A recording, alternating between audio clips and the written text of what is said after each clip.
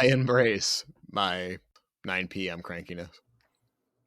Damn kids, get off my lawn. Not there yet. I'd have to have a lawn for them to yell at, but I do serve them lunch, so I can be the cranky lunch man.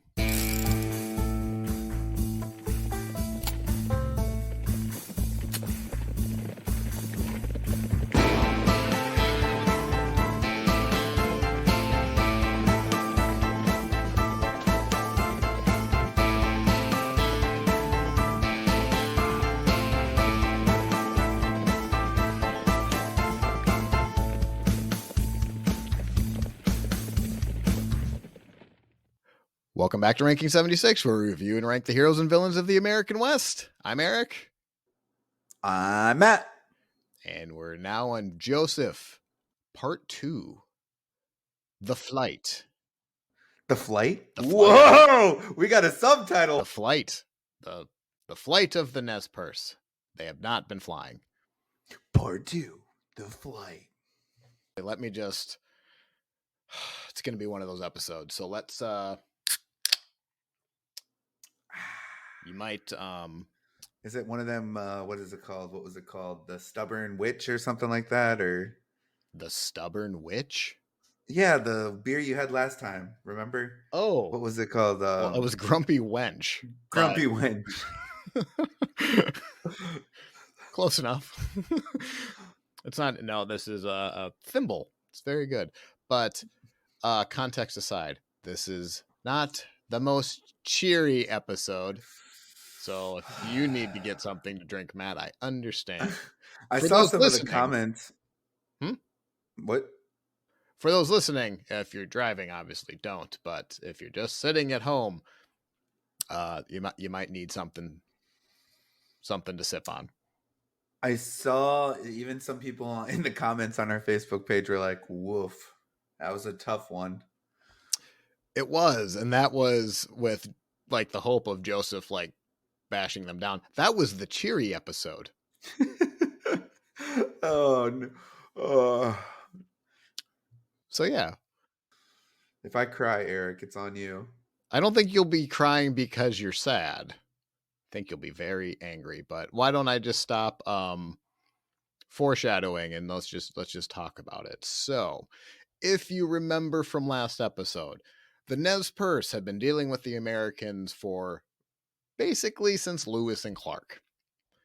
They have been kicked off of their land.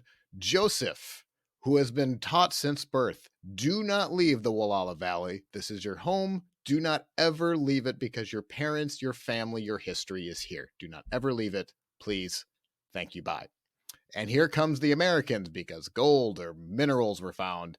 And they're like, we'd like you to move to this reservation. And Joseph debated them into oblivion. Everything he said made a lot of sense, and they kept going,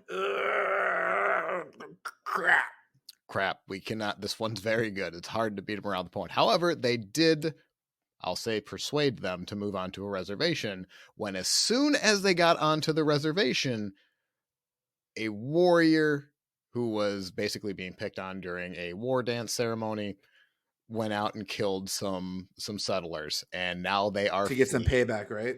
Yes, some payback from his father. So this is the start of the episode. So, leading up to the murders, Oliver Otis Howard, if you remember, he was the general last episode who was really the one in charge. He would be like basically the main negotiator. He's the one that told that the Nez Perce they had to move on to the Lapwai Reservation. So, leading up to the murders, Howard was going around from tribe to tribe, and he was convinced after the long negotiations that the natives, that the negotiations are finally over. Howard saw essentially what he wanted to see, and it was reinforced by chiefs telling him that they will start to move on the reservation within a month. Howard did hear reports of some natives were stockpiling weapons, but didn't think much of it. He probably just thought they were a few troublemakers anyway. And in reality, that's exactly what it was. It was one warrior who decided he needed to go on a vendetta to avenge his family. But the peripherals for Howard aren't great. Remember, he has been in the papers for a while because he can't get the Nez Perce on the reservation. So to basically have what looks like the starting of a war isn't great for him.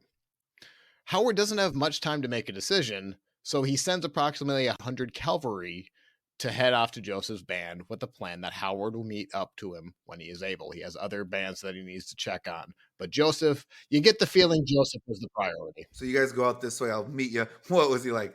Go check on good old Joe over there. I'll be there when I get to. Oh boy, something's gonna happen. Yeah. Especially keep an eye on that Joseph. Especially that Joseph. He seems like he's a bit of a troublemaker. Were there more than 100, like in total, and he just sent out some, or did he send everybody? Yeah, he had to send out he had to send like everyone go. Like, we need to make sure this is under control. We need to make sure that the treaty Nez Perce are staying on the reservation. And we need to make sure those who said they were coming on the reservation are still coming. Or has it completely flipped and are we in a war? Let's find these answers very quickly, please. Now, you'll remember from last episode, Joseph and Ollicott, their band, Ollicott is the war chief of Joseph's band and Joseph's brother. They had already decided to flee because, well, it wasn't necessarily their choice. They didn't want to leave the Walla Walla Valley anyway, but they defaulted to their tribe's wishes and they're now fleeing. So they're on the run now. Suddenly in a war, the men of the tribe needed to be reminded they're warriors. When you think of it, their weapons hadn't been fired in anger or even been pulled out to use before that. Joseph isn't in his element, and it's understood that any fighting would definitely not be led by Joseph. Ollicott would have to take over. Add in Tula Huzolta and Yellow Wolf, they would play a major part in the fighting also. Joseph would stay approximately with the 600 non-combatants, including the elders, women, and children, as well as nearly 2,000 head of livestock. Try to keep them all together, please. So Joseph was like, "You guys go take care of the fighting. I'm just a talker." No, it's kind of the other way around. They're kind of like, yeah, Joseph, you're a lot of things, but I don't think you're a fighter. So why don't you worry about the camp? And he was cool with that, or did he want to fight? Well, he wasn't the war chief. He hasn't been groomed to fight. He's Right, been right, groomed to verbally beat down everyone he talks to. But yeah, he's not used to fighting. That is Ollicott's thing. right. Okay. But I do like the thought of like the warriors having to be like, by the way, you're a warrior. What? What do you mean? Say what? Or there's like a button on their back and you just hit like activate and suddenly, oh, look at this power. Oh my God. And like they go from like the Hulk sized, like fighting power activated, karate chop. He just like runs out to catch him. Wait, guys, bringing like a pen and like a pen and ink. Wait for me, guys. Yeah, kind of. Yeah. Now keep in mind, can you think of Joseph in the next the next while here? He's a quartermaster. He has to basically make sure everything gets to the next stop in one piece. And when you have to have women, elderly, children, plus it's annoying. It's not annoying. It seems impossible to me. You have to outrun the United States Army with women, children, and elderly, along with the livestock. That's a feat. Now, it's not and like all the supplies. Army. We're going to be talking about this an awful lot. It's not like the army is necessarily fleet of foot outside the cavalry. Right. So, yeah. So, Ollicott has approximately 70 warriors under his control. And again, they're not used to being fighters, but what the Nez Perce have for them, they're really good hunters. They have been for a while, which means they have great shots and they're really good horsemen. So they have the ingredients of being a pretty good force. They're just not yet. They're just not used to it yet. Like they're not used to like. It's just because they never needed it, right? Yeah, they've never had to. They've been, as far as peaceful tribes go, this has been the most peaceful tribe we have talked about. So also keep in mind, they have the home field advantage. The army's been there for a while, but The Nez Perce know these peaks and valleys like the back of their hand. And if you look at the Civil War, the Revolutionary War, even like looking at Afghanistan, when somebody has the home field advantage, it's really difficult to like have a easy victory over them. For 3 days, the Nez Perce are fleeing, and they kind of have to come up with a plan on the fly. And as you would imagine, there's pressures on both sides to either fight or negotiate, and they have to be very careful on what they choose to do next. But then the terrain kind of forces them to choose anyway. They enter what is known as Whiteberg Canyon, which is not the best place to be if you're a fleeing group because you have high walls. It's difficult to climb them. It might not be the best for horses to go through. The escape would be difficult, and they kind of need to make a decision if they need to enter it or if they need to stop and negotiate with Howard and just kind of take the risk. With that said, the Nez Perce are really going to give it one shot. They do send an emissary over to Howard, who again has had time to catch up to his band, catch up to the band. They send a Nez Perce under a white flag and try to send a truce party on the morning of June 17th. Now, Yellow Wolf, who we won't talk a lot about, but he's going to be basically in the background the entire episode. We're just not going to mention him. This is going to be a name-heavy episode anyway, so I had to leave someone in the background. It just happened to be Yellow Wolf. But however, before we push Yellow Wolf to the back row, he would say later that 5 warriors had been sent out from the west side of the valley as a peace treaty to meet the soldiers. The warriors had instructions from the chief not to fire unless they were fired upon. When they come out with under the white flag, it turns out that Howard's men weren't exactly all soldiers. In fact, they were volunteers, and the worst kind of volunteers, citizen volunteers, who are also not used to whatever they're hunting firing back. It seems like a very scared rancher fires a shot. So they're coming out with the white flag. The Americans aren't soldiers, right? So they don't care about the white flag, and they get fired upon. It's not that they don't care. It's just, if you think of it, this is already a hostile situation. It was a very tensions are high. They don't know what's going on. They see 5 people charging. Well, they were clearly walking, but I don't think they trusted that it was going to be peaceful. So he fired, and it was just kind of on from there. Did it kill one of them or no? But after the shot is fired, the Nez Perce instantly start taking aim at an interesting target, which is almost brilliant. Do you want to take a guess who they open fire on? Who? The bugler.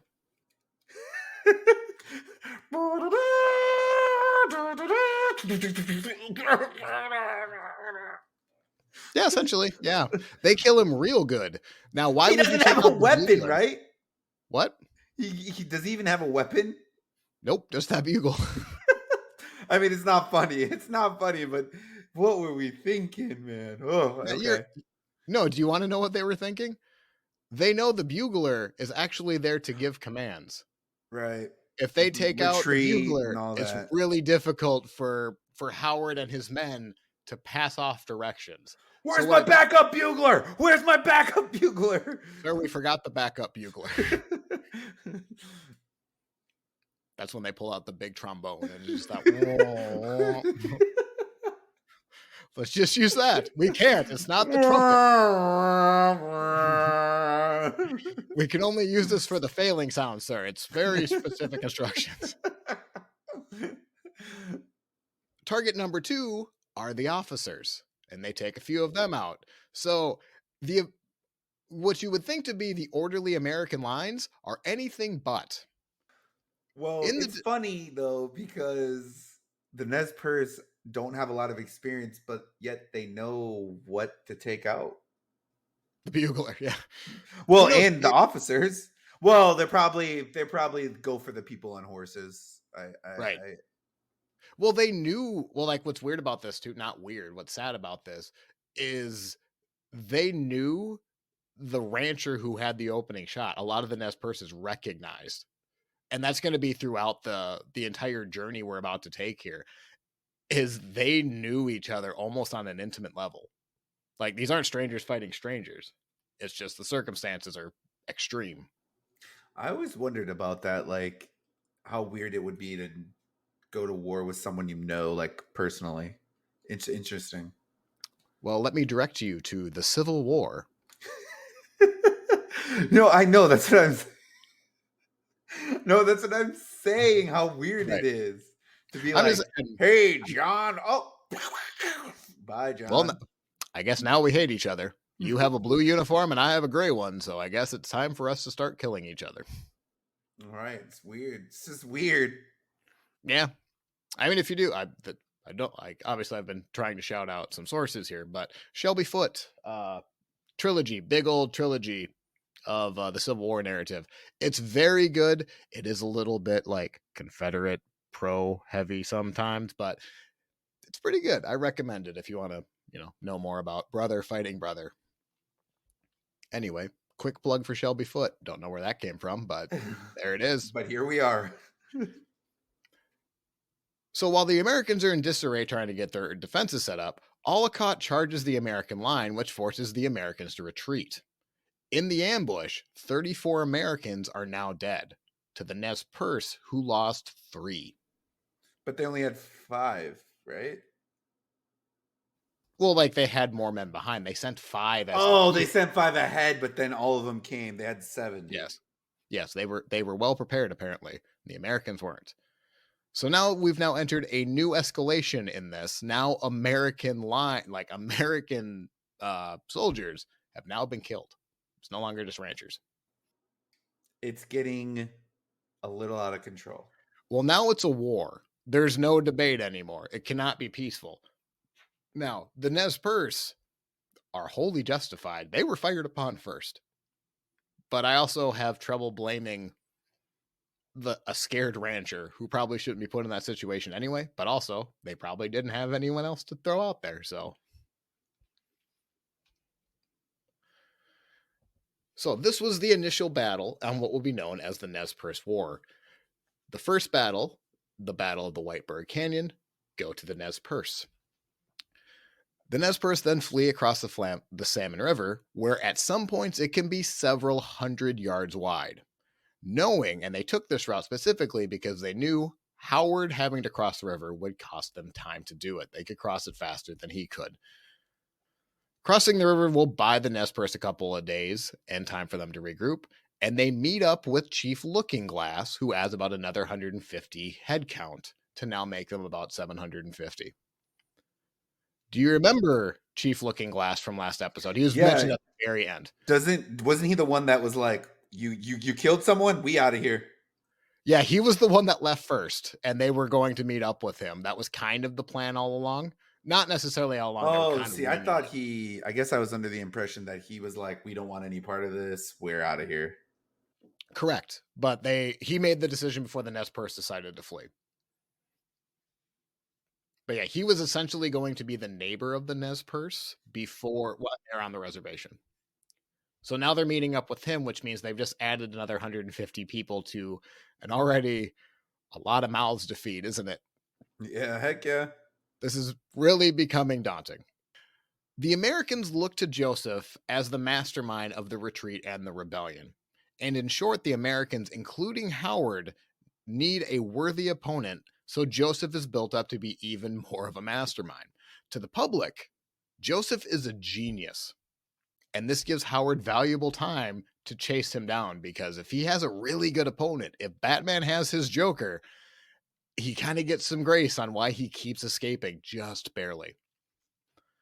Howard and his men take a few days to cross the Salmon River, but by July 1877, Howard is told he is close to the runaways as they enter near a valley near the Clearwater River.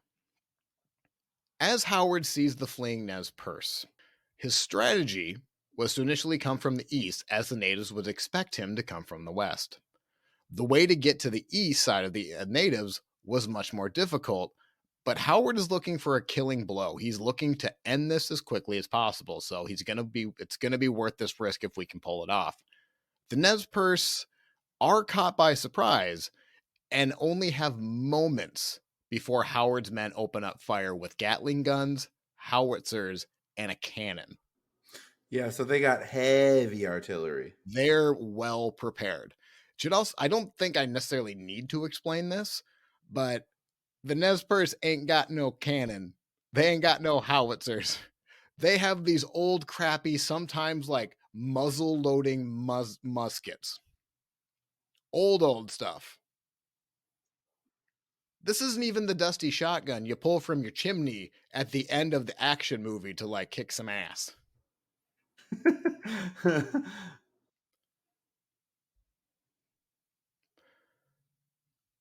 With the cannon blasts, the warriors get split up into two groups. 25 men would climb the bluffs and immediately start to fight. 80 or so warriors would stay behind and guard the village. Tulohozote leads 25 men to the bluff, and he's going to basically take on Howard's force, basically just hold them off as much as they can. He climbs a large ravine and saw the soldiers getting ready to fire. The warriors tied their horses and run up to the open flats to block the army's path as they piled stones to create their own cover. Tulohozote took aim and fired at rifle at the soldiers, who returned fire. So suddenly they're blasting on the village, and they turn, and Tulohozote and 25 men distract them long enough to give the warriors confidence to get the villagers out, the rest of the tribe moving, and then the 80 come and join them. One warrior would recount the firefight as bullets were zinging like bees. Once the Americans were able to adjust, they now have the Nez Perce warriors surrounded on three sides. Tulohozote and his men fall back into newly formed defensive lines. Once established, there's a standstill. The Americans are now starting to show signs of being exhausted after 3 straight weeks of marching.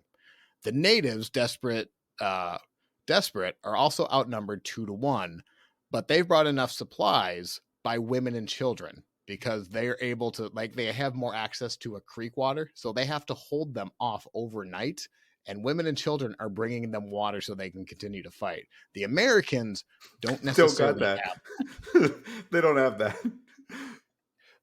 Now, what's also holding him back is Howard, and there's a lot of flaws Howard has, but Howard doesn't believe that his unproven soldiers, and I can put soldiers in quotes here because they're not all, he could charge and overpower them, but unless it's an orderly charge, it's not going to work. So Howard holds off, and they just hold their lines. The two sides end in a standoff after trading fire throughout the night. The Americans had 40 casualties, but only 12 dead. Howard used the time to gather his men for a morning attack, where he then hoped to overwhelm the natives with their numbers. The next morning, Howard does go on the offensive and successfully drives the Nez Perce away from the spring, and he's able to give water and food to his troops for the first time in 2 days. Howard then prepared an attack on the Nez Perce flank, but just as Howard is about to order the attack, the army's own pack train is now directly between the Nez Perce and the army. So now Howard has to charge, but he now has to just scramble to protect his pack train. Because once you know, they're pretty easy targets for the Nez Perce. So that wasn't by design. That was a mistake. No, they got away from I'm going to assume someone got fired that night. Carl, you had one job. Seriously, you couldn't tie him up. They just walked onto the battlefield, Charles. You didn't see that coming? I mean, if the Nez Perce, did they just start taking him out? The Nez Perce, I'm sure they did, but they see that the Americans have to kind of get their stuff together, and they start fleeing. They're just in preservation mode. Whether they know it or not, they don't need to win this. They just can't lose. Right. The Americans have to win it. They have to make them surrender. Right.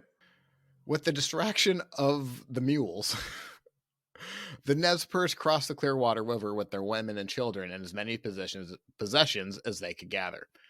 Howard declined to continue the pursuit past the river. The battle was simply over. You got to think real embarrassing for Howard. But he's smart, remember? Joseph's smart. Joseph is smart, but we also got to remember Joseph isn't in charge. I know. I was just gonna say, were they like, sir, I didn't see him over there. What's Yeah, going on? that is a good point. Now they don't know that Joseph's not in charge. It's really Alucard and Tula Hozote at this point. Tula Hozote at this point, but yeah, they're just like what's going to be interesting, and we'll get into it. Joseph is just viewed as the guy. He's the one in charge. He's commanding all of this thing. Like and if you look at by the end of this episode, you're going to be like, if you give him credit for all of that, Jesus Christ, that's impressive. But he's just not. He's in the background. Now, what he's doing is just as important because we called him a quartermaster, but that's not a small thing right now when you're literally just fleeing and trying to make people come with you. I'm telling you, being a quartermaster sucks. You got to be in charge of everything. You got to know where everything is all the time, anywhere, including personnel, like you said. So that sucks. Right. And I mean that you see, like Nathaniel Greene in the Revolutionary War, he hated being the quartermaster, but like Washington needed him there, and like it was the most valuable position to be in. So, but everyone hates it. You never hear of anybody liking being the quartermaster. After 3 days of running, the chiefs and the leading warriors needed to consider their next move. They could try heading back west towards the Salmon River again and re-enter the Walla Valley. You can guess what Joseph wanted to do. He wanted to that plan. The thought was they would be able to negotiate and they'd be able to like kind of end this much sooner. Or they could go east through the Bitterroot Mountains into Montana. From there, they could either head north to Canada because Sitting Bull is just over the border. Sitting Bull. Yeah, because he was in Canada for a while. Yep. Hiding out, Now, right? yes, hiding. He's out. He's reaching outside the U.S.'s reach. Now, the kink in that, the Nez Perce and the Sioux don't exactly get along. A couple years ago, it would have been laughable that they would have even thought of being allies. And it's not entirely sure Sitting Bull would accept them. The other thought, they could head south back into Idaho and just hide. The plan they come up with is they're going to go through the Bitterroot Mountains because then they can choose to go to Sitting Bull, or they can also choose to go to Crow territory because the Crows are allies and maybe they would show them some shelter. And with bigger numbers, maybe then they can force the Americans to negotiate to end this. I don't think at one point that when Nez Perce thought they were going to win this, they were just trying not to get massacred. It's weird though, because they don't want the war. No. The Americans didn't want the war. Well, that's what I struggle with. I think we have a healthy discussion at the end of this episode because I want to like Oliver Otis Howard. Like he seems to me like a genuinely good person. However, the system at this point, the Indian peace policy by President Grant is what I think the true blame is, because nobody wants this to happen, but it's happening and nobody trusts each other to end it peacefully. Right. It's like, crap, now we can't. And then something else happens. And they're like, crap, now we really can't. And then something else happens. And they're like, oh, no, now we're just locked in. Right. And you can't.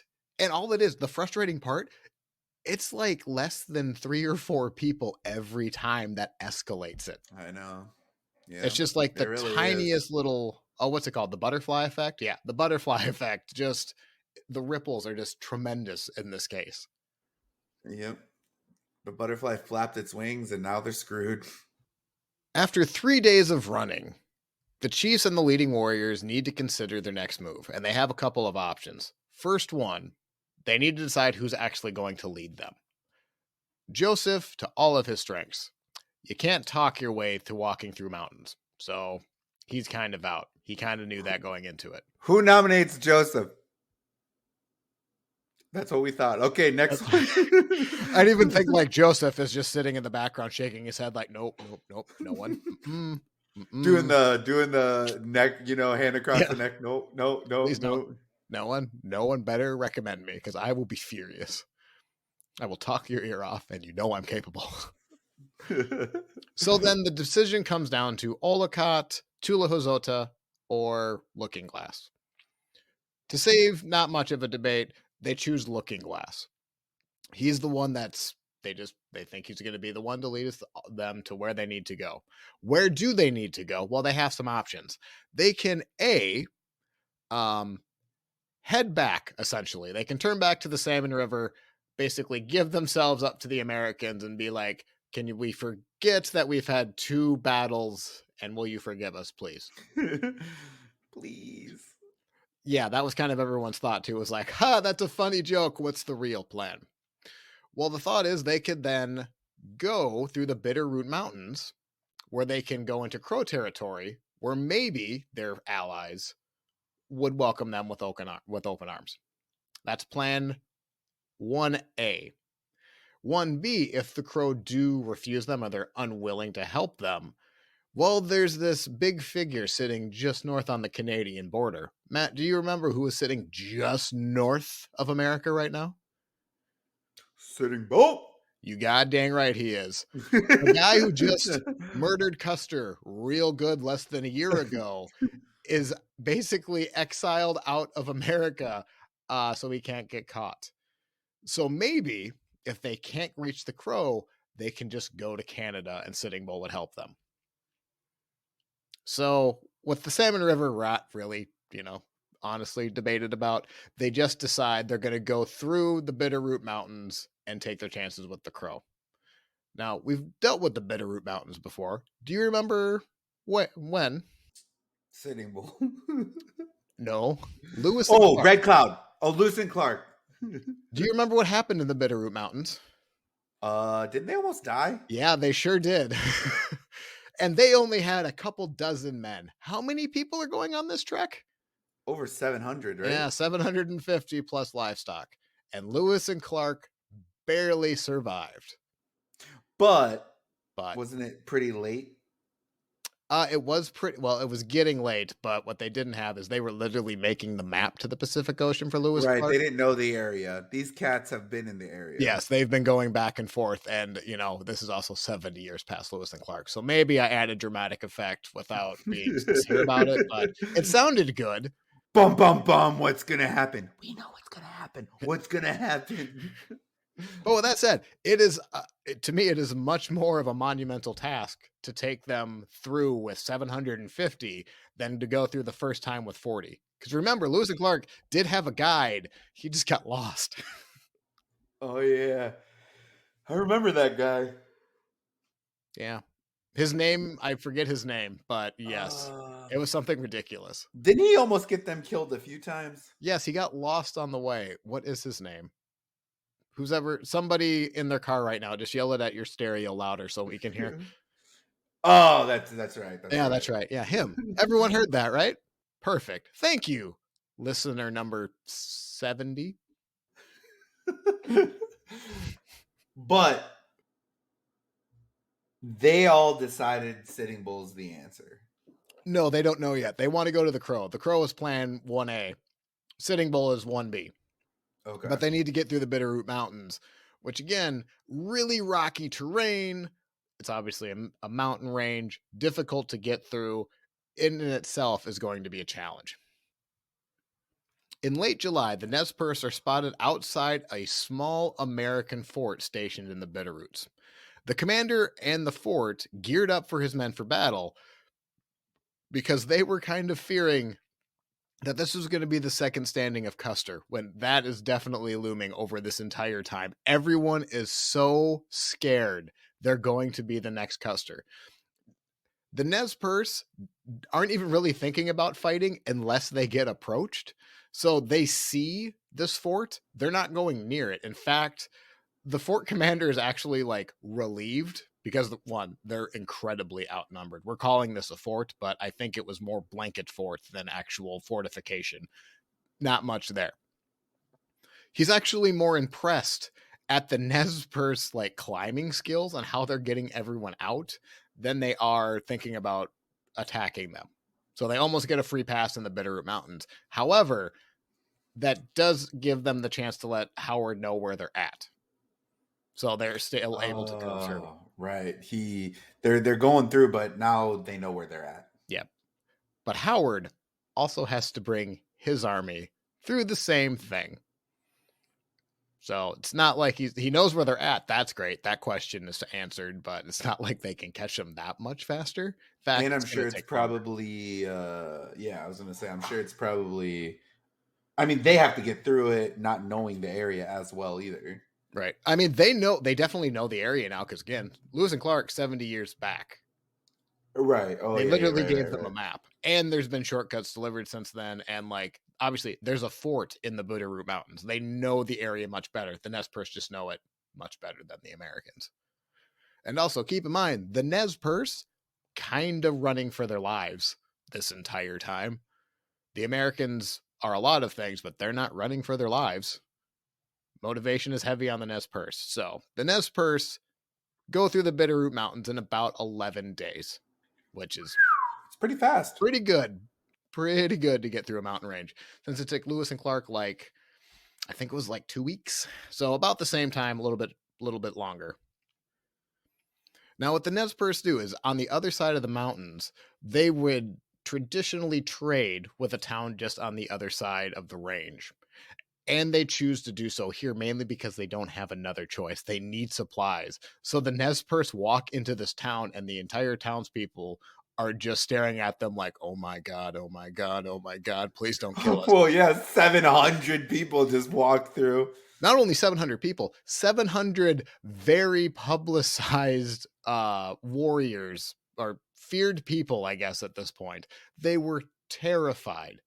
So, yes, the Nez Perce got whatever they wanted in town. The Nez Perce just wanted to trade like they always had done because they needed supplies really bad. Because keep in mind, they've been in a couple battles, they have some wounded. The elderly, they ain't getting younger. Right. And they have some livestock that they need to trade. Their herd is actually a benefit for them to trade too, so it's not like they're looking to screw the Americans, even though they probably could at this point because the town just wants them to go away. While in a council, Looking Glass meets with a Flathead chief. Now they're in Flathead territory, obviously, and when Looking Glass approaches them about maybe having an alliance, he is shot down immediately. No, we do not want anything to do with this. Do you not know the Americans are crazy? So with the Flatheads now off the list, it's now down to the Crow or Sitting Bull. The Flatheads really weren't an option. That's why I didn't go over them earlier, but they did meet with them if anybody was really specific in the area. This is Flathead territory. But Did they just not? Did they? So they expected not even to make it an alliance with them either. they were hoping, but yes, it really wasn't. They weren't necessarily allies, I guess. So it was kind of a reach anyway, but you're going to ask, obviously, when you're in the position they're at. Not only would the Flatheads not help in the fighting, but the murders at the start that started all of this, they thought the Nez Perce needed to be punished. It was a strong no. So with that plan not going to work, the discussion kind of looks back on Looking Glass because they're camped outside of this town, and it looks like Looking Glass isn't showing that much urgency. Someone would say, quote, maybe our enemies are now overtaking us and we'll get us swept. Be ready for fighting anytime. Keep going. Move fast. Death may now follow us on our trail.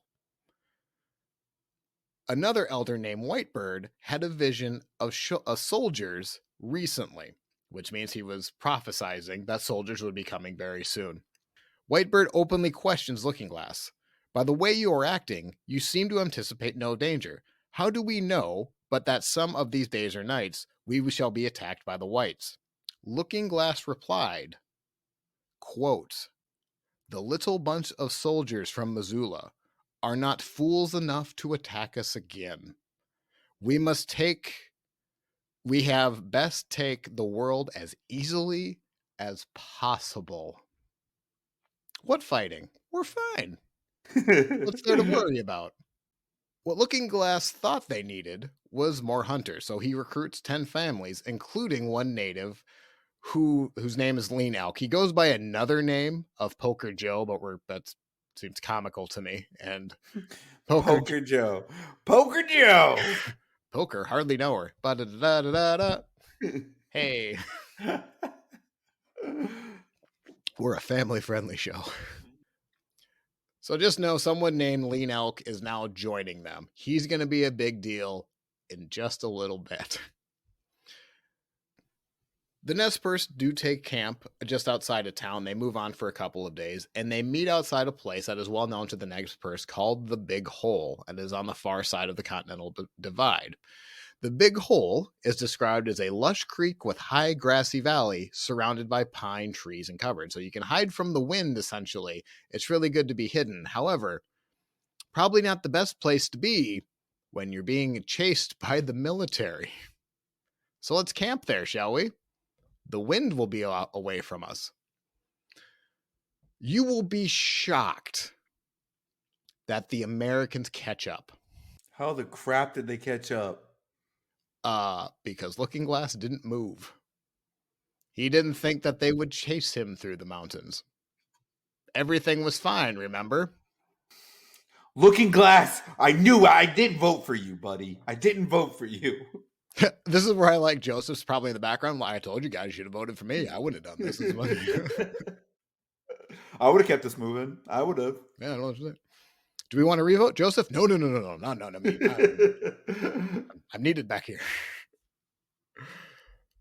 On August 8th, a detachment of Howard's men, led by Colonel John Gibbon, and around 180 men, discovered the Nez Perce camp around the North Fork of the Big Hole River.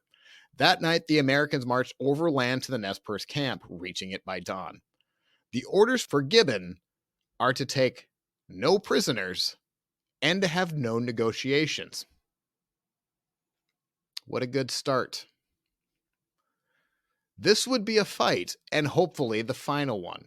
When Gibbon's men encounter an old Nez Perce man, they simply shoot him as the opening moments of the battle.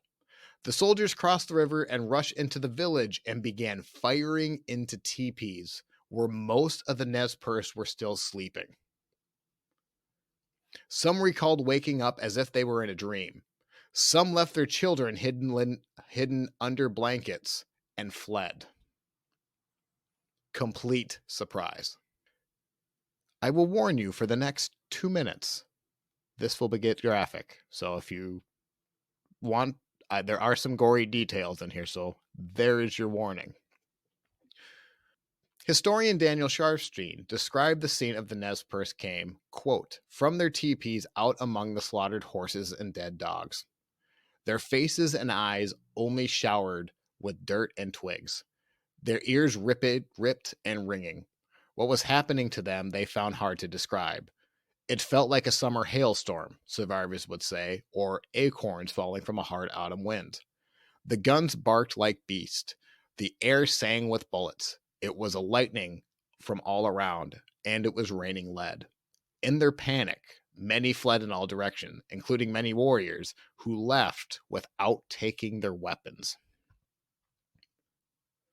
One incredibly brave little girl. Let me tell you, this little girl, much braver than I ever would be, realizes she forgot her doll in her teepee. So she ran back to get it, quote, swatting at bees that were swarming around her head above her. As she heads back to her mother, who was frantic, she pulls her to the ground. What the little girl failed to realize is that the bees buzzing around her head were bullets. She should have been killed. Holy, all for a teddy bear? All for a doll. Teddy bears aren't around yet. Oh yeah, duh. One survivor recalled walking. This is where it gets graphic. One survivor recalled walking past a wailing baby whose arm was shattered by a bullet. Oh, He was laying on a dead woman's breast. A 15-year-old boy crawled beside an old woman who was shot. She urged the boy to go on, and it was the last time the woman was ever seen alive again.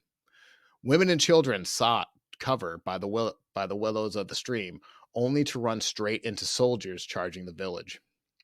A 5-year-old watched as his mother and baby sister dropped silently and fell to a single bullet. A 10-year-old boy watched as a girl raised her arm up, and the wound was so big in her arm, he could see through it. Complete surprise, merciless. Firing into teepees. They just didn't care, or They were firing at anything that moved. what do you think was going through their head when they saw like kids dying and stuff? I think they didn't realize. I think, like, I don't know this. I've never been in battle. I'm going to assume in the chaos of it, they didn't realize what they were doing. They were following orders, and anything that moved, they shot at. And they dealt with And the I consequences. guess, like you said, when you're going through probably high stress, you're like, I don't want to die. Right. Anything running at me, I'm going to shoot so I don't die. Right. If you want to blame, well, you can blame 3 people in here. Gibbon for ordering the attack, Howard for this whole plight, and I will keep going back to it. The Indian peace policy, to me, is the thing that's triggered this entire thing, but we can talk about that at the end. Joseph, meanwhile, is holding his infant daughter at the opening moments of the battle. One of his wives was wounded in the opening moments. The chief left his teepee and ran to the north side of the camp, where he ran right into soldiers, and they barely missed getting out alive as the soldiers were running past them. Then Joseph notices something horrific. Not only were the soldiers firing into teepees, they were now starting to put them to fire. They were starting to burn down the entire village.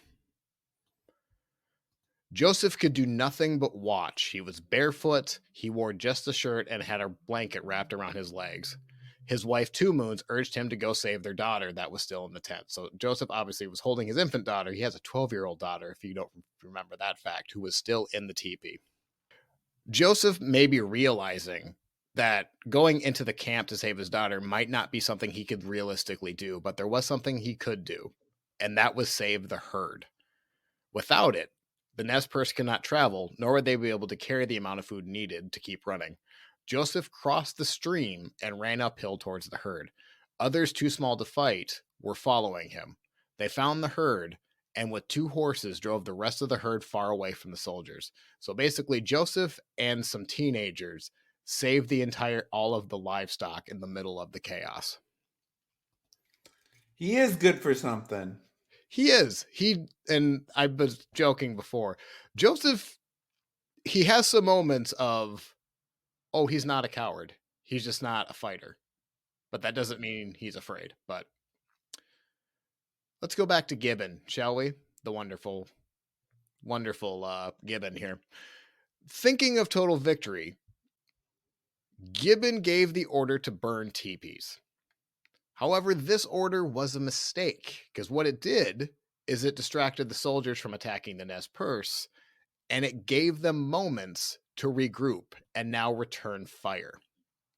Gibbon now realized that entering the camp, all of his men in the camp, he now just gave up the high ground. They were only in the village for 20 minutes before he noticed that they were now pinned down. They now have to spend the next hour of fighting to get out of the village that they just set on fire.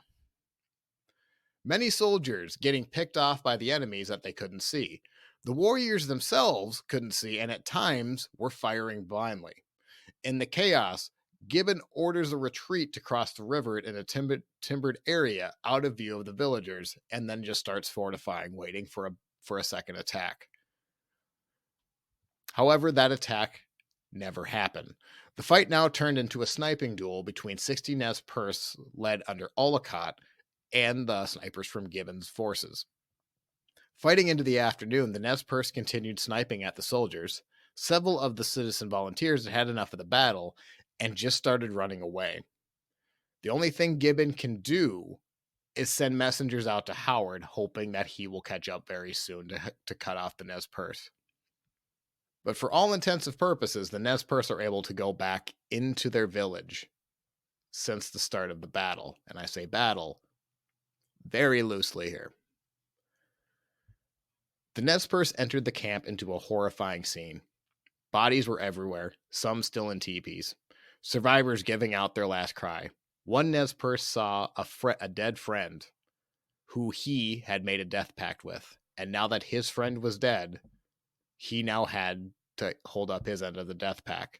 He sang his death song, ran towards the soldiers, took a shot, only for the soldiers to return fire and to kill him in moments. Now, the number of deaths number quite a bit for the Nez Perce. Conservative numbers say 70, the higher end goes to 90. There is nothing to do but pick up and leave. Joseph brings the herd back to the village so they can start packing up and leave as soon as they can. The next day, the Nez Perce sharpshooters kept the soldiers holed up in their fortifications all day. The Nez Perce then left at night, leaving Gibbon and his soldiers alone, but immobile on the battlefield. Howard arrived hours after the Nez Perce left.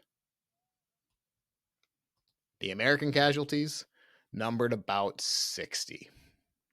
So really, for a ambush, complete surprise, it's pretty good for them to regroup that bad. And when you consider all 60 of the American casualties were soldiers or volunteers, and a lot of the casualties for the Nez Perce were women and children and elderly, the surviving Nez Perce are angry. They're angry that they're fleeing. They're angry that they're no longer in their homeland. They were, most importantly, angry at Looking Glass, who essentially dragged his feet and allowed the Americans to catch up. The immediate response from the Big Hole Massacre battle was they were going to send out warriors to collect horses to replenish the stock, as they did lose some in the battle. And they did return with approximately 200. Not only did they replenish their herd, but it would also take away mounts from the U.S. Army when they'd have to change out their horses. But predictably, and as we have seen countless times in this podcast, when you send out warriors after an emotionally charged event such as a massacre, things happen. Things happen, and they sure did. Ranchers weren't just, their livestock wasn't just stolen. They were killed. They were burnt. They returned the favor. It was no different than the ranches that were raided that started the fleeing to begin with. In the most basic terms, they were revenge killings.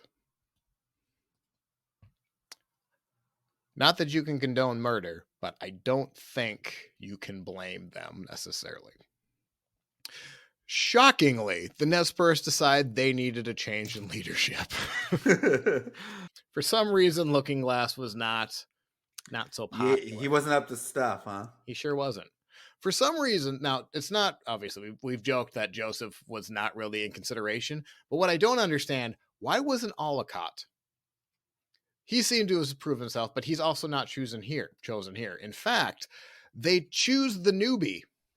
They're going to go with Lean Elk or Poker Joe to continue the rest of the trip, mainly because he knows the area the best. He's basically going to be a scout heading into Crow territory.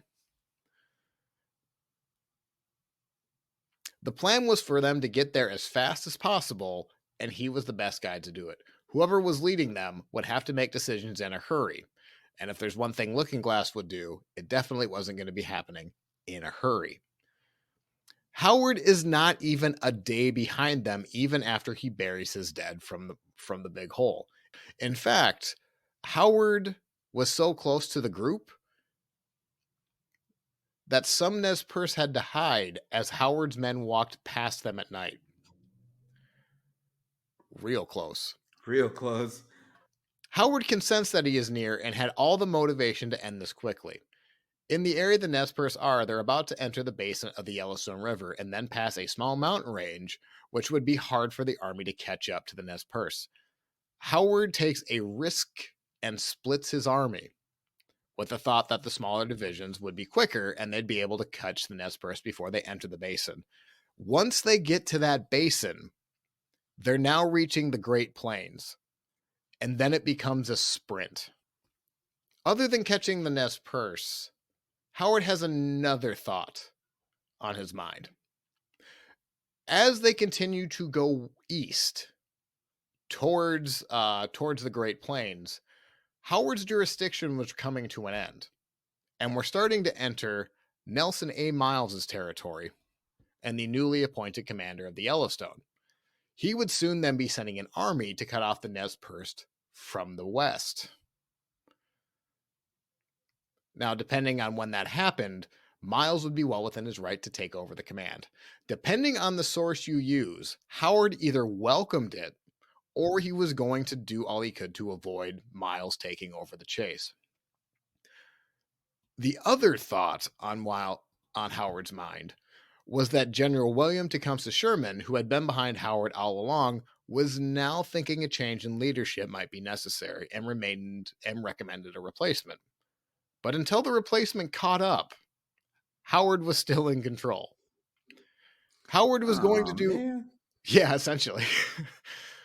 Howard was going to do all he could to catch the Nez Perce, and for the next several days, between August 20th and September 7th, Howard trails the Nez Perce, who are 20 to 50 miles away consistently, which isn't that big of a distance. It's about a day behind. They go through the Yellowstone and Montana. Howard is sometimes able to tell how close he is based off the dead Nez Perce bodies who had succumbed to their injuries from the big hole. Jeez. Which is a bit morbid. This one's fresh. We're close. Yeah. Because they didn't have time to stop and bury him or anything, huh? Not a lot, no. I mean, you're also talking like survivors after. Right. Yeah, it's just not... The big hole is not a great moment in American military history or American history. Right. Probably one of the less known massacres, but massacre nonetheless. So without putting out too much debate, Howard's plan to cut off the Nez Perce before they go into the Yellowstone fails. The Nez Perce are now officially into Crow territory. Congratulations, Lean Elk. You've done it. You've done the plan Looking Glass wanted to do. However, the Crow had no willing to help the Nez Perce at all. Really? They were an ally, though. Yeah, but the Americans are quite mighty. And if you don't know, they tend to kill those who disagree with them. Right. So they were like, yeah, no. It's not even a debate with the Crow, because it doesn't even sound like there's a big meeting between the two sides. It's kind of like the Crow kind of send an emissary to let the Nez Perce know, like, hey, just so you know. Whoa, stop what you're doing. Just turn around. We're not going to do it. Not only are we not going to help you, we're going to help the Americans find you. What? Yeah. So we're at this point where they're like, gotta go. Yeah, well, now it's Sitting Bull. That's the only plan. It's the only thing they can do. They have to get out of America just so that they can buy themselves some time. They also don't know if Sitting Bull is going to welcome them with open arms. They're screwed at every corner. As the Nez Perce start to turn north, General Miles sends Colonel Samuel Sturgis to help cut off the fleeing tribe. Again, he's divided his forces, trying to cut them off. Sturgis. It is that Sturgis. So those who are familiar with South Dakota, it's that guy. Yeah. There's a big biker rally now because of you. I don't think because of him, but yes, it's Brings in a lot of money for the state. However, boy, does the reputation take a dive, doesn't it? Drive-through court system that week. Which is fun. I don't know. Some get drive up for burgers. You get a drive up for your DUI. If you can't tell, me and Matt are not bikers. If you are a biker, that's great. That's you. It's just not my thing. Sturgis is a tremendous pain to everyone in the Black Hills, just so you all know. We'll take your tourist money, but Jesus H. Christ, are you all sometimes unbearable? Dang, it's like people rent out their lawns for an absorbent amount. I mean, dang, people trash everything too. But I'm sure Sturgis was a trashy dude as well. Is that your segue back into the episode? I like it. Let's find out. Let's find out if he is a trashy person, shall we? Sturgis catches up with the Nez Perce on September 12th near Canyon Creek. He allows his exhausted men who have been riding for about 2 weeks to rest for the night before they make their attack. Now, it's a slight mistake because the Nez Perce do spot their fires. On September 13th, a very windy morning, the Nez Perce start heading into the canyon, hoping that they can evade the Americans once again. If the Nez Perce were able to beat the army to the canyon, it would be very difficult for the army to follow them up the steep walls, and they would once again be able to escape. Sturgis then split up his army and sent in Major Lewis Merrill and his battalion ahead of the top of a long ridge to cut off the Nez Perce to traversing the canyon below, which is interesting because he sends Merrill not to attack directly, but to go up a ridge and to fire down to essentially stop them that way. Did I mention it's a windy morning? You did. I did. Let me guess why that matters. Go ahead. The arrows that the Nez Perce are going to be shooting are not going to be hitting. No, the bullets that everyone is firing are not hitting. I was gonna say that.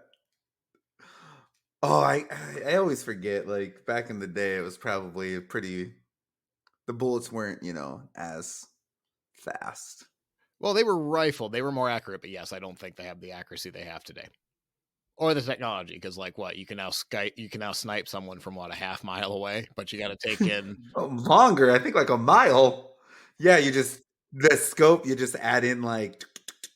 Well, I mean, you like adjust the scope and everything to adjust for wind and all that, so then your bullet flies. Curvature of the Earth, says the movie I watched with Mark Wahlberg.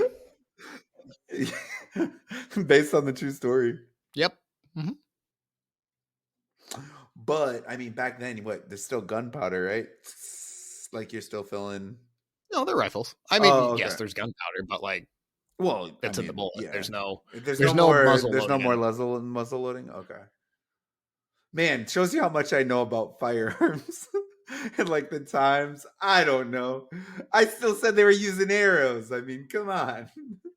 This is just in general, and if you're a military historian, I'm sorry for what I'm about to say. But if you're looking for 1,000-foot view as far as weapons, as far as I can tell, use the Civil War to divide up, not necessarily muzzle loading, but think muskets are essentially done by the Civil War, and now we have very modern weapons that we would start recognizing. Repeaters, cannon. Well, we've always had cannons. Oh yeah, duh. They had like Gatling guns. You said. Yes, they would have more modern. That's the crank one, right? And it's just like yes. Yes. And they have the howitzers, which obviously it's the what's the word? They shoot it up real high in the air and they mortar. There it is. Yes. Yep.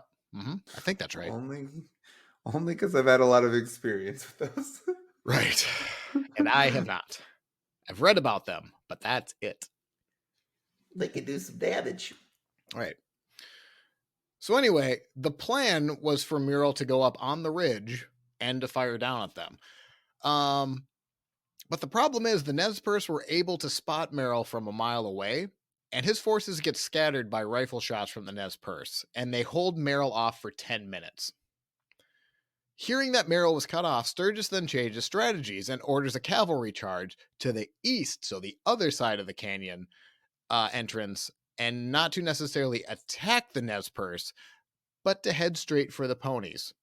Same strategy we've been talking before. Why Joseph wanted to save them. You take away the ponies, they're not going to be able to head into the canyon.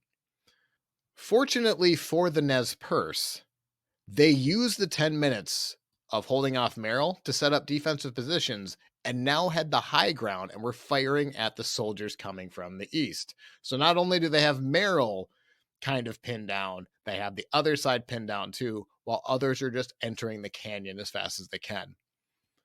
They hold off the soldiers until nightfall, when most of the horse herd and the women and the children reached the plains and continued north. Not giving up, Sturgis and Merrill, with the remaining troops, reached the mouth of the canyon, and the Nez Perce were now in complete control of the area.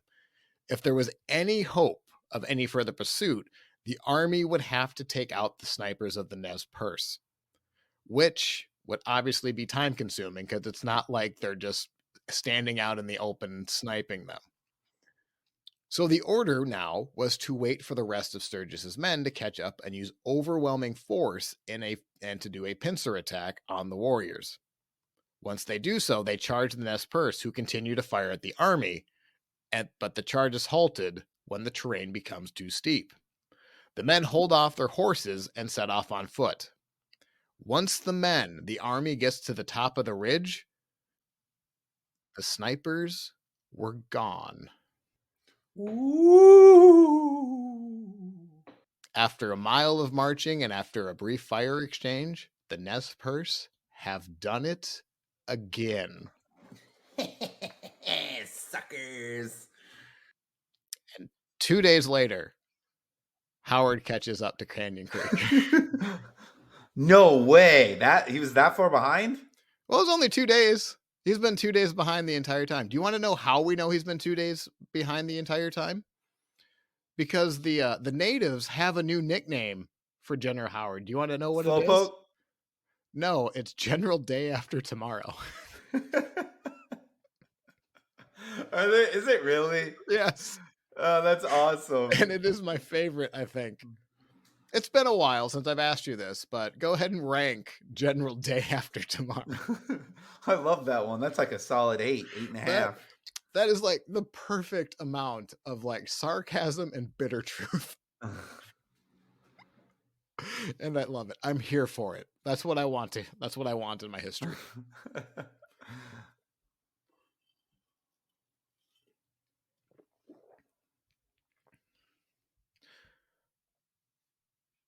Now, to this point, the Nez Perce have been running for over 100 days.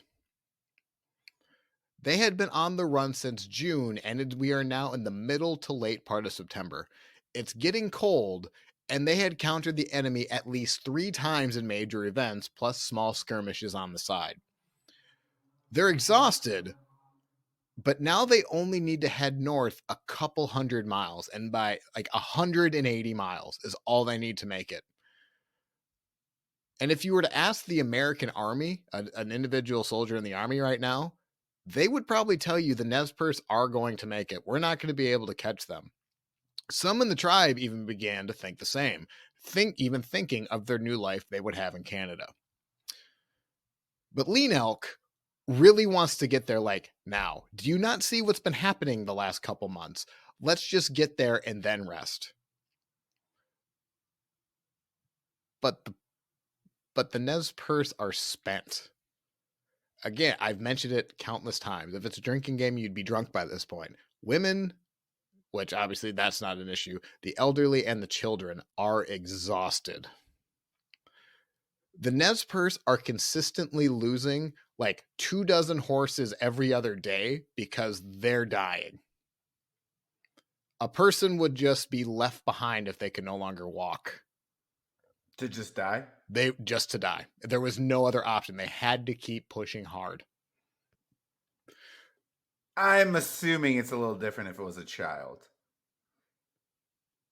They would carry them, but if they fell behind, they would be left. Bruh. Yeah. Okay. They're trying to save. Well, now The majority. they're trying to save what's left of the 650-ish.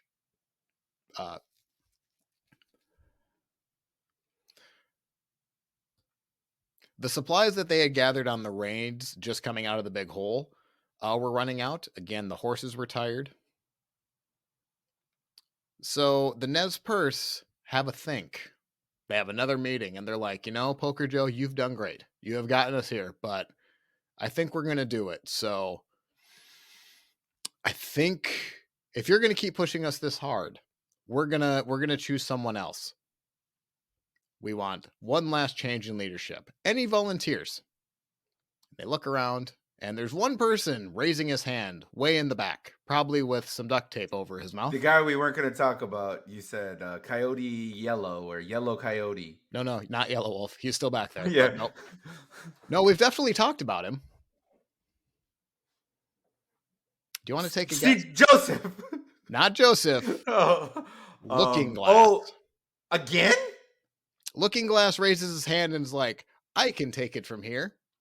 I will go at the correct pace this time, and I will not put us in danger. Does everyone trust me? Everyone trusts me. Okay, great. And some of them were actually looking at him like, you know what? He's learned his lesson. Oh, no. I think this will be fine. Lean Elk gave his very honest opinion. Do you want to know what it is? This is a quote. Okay. Quote, okay, Looking Glass, you can lead. I am trying to save the people, doing my best to cross into the old woman country before the soldiers find us. You can take control, but I think we will be caught and killed. I mean, sure, dude. You're going to get us killed, but whatever. Sure. How about this, guys? He's going to get us killed, but whoopity-doo, I guess. You guys want to be killed. Which, to Lean Elk's point, it's fair. I can see why they need to slow down, and Lean Elk is just like, nope, keep going, keep going, keep going, keep going. Look at what they've just gone through in the last 100 days. There's a reason that they need to keep going, but you can kind of see, like, we got to have people to actually cross the border. We can't just kill them off, like, on the way, Right. So Looking Glass is back in charge. Now, I touched on this very briefly. The pace for the last 100 days has been about 20 miles a day, roughly, when they've been going. In between battles, it's been 20, 25 miles a day. The pace slowed to 10 miles a day under Looking Glass. And which means at this pace, they're 18 days away from Canada. Every day they would knock out another 10 miles, but there's always a suspicious eye towards the military in the back. When they see a herd of buffalo stampede, some believe the stampede was caused by the army. Looking Glass, a man who has way too much confidence at this point, is seen going through the camp and refused to believe that the army was anywhere close. Where have we heard this before? Why don't you backtrack this show 30 minutes? And it's basically the same story. He then says not every sign needs to be interpreted as a sign of doom. And he was heard telling his tribesmen, quote, plenty time. A few more days pass, and still no sight of the military. There's another 10 days off, or 10 miles off, then another 10 miles off the next day. Looking Glass is heard saying that there was no need to rush, build fires, cook breakfast, give the children time to eat. Afterwards, we will pick up and leave. Then they set camp near the Bear Palm Mountain, near the Snake Creek. They are 42 miles away from Canada. They are so close to Canada, they can hear them saying, "Oh, Canada." They can barely hear it, but it's right there. They can see it. They can smell the Canadian bacon, right? That's right, which is definitely not ham. I was gonna. You took my punchline.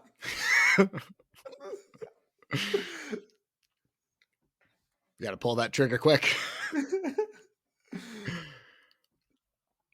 So, 42 miles away from Canada and only about 100 miles away from Sitting Bull. Like, they're so close. They haven't seen soldiers in days.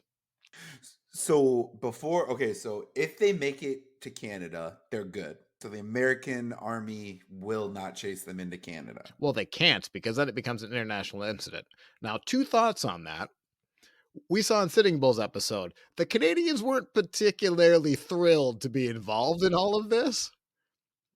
And we saw in the Apache episodes, the Americans definitely aren't above going over the border just a smidgen Just a bit. scooch.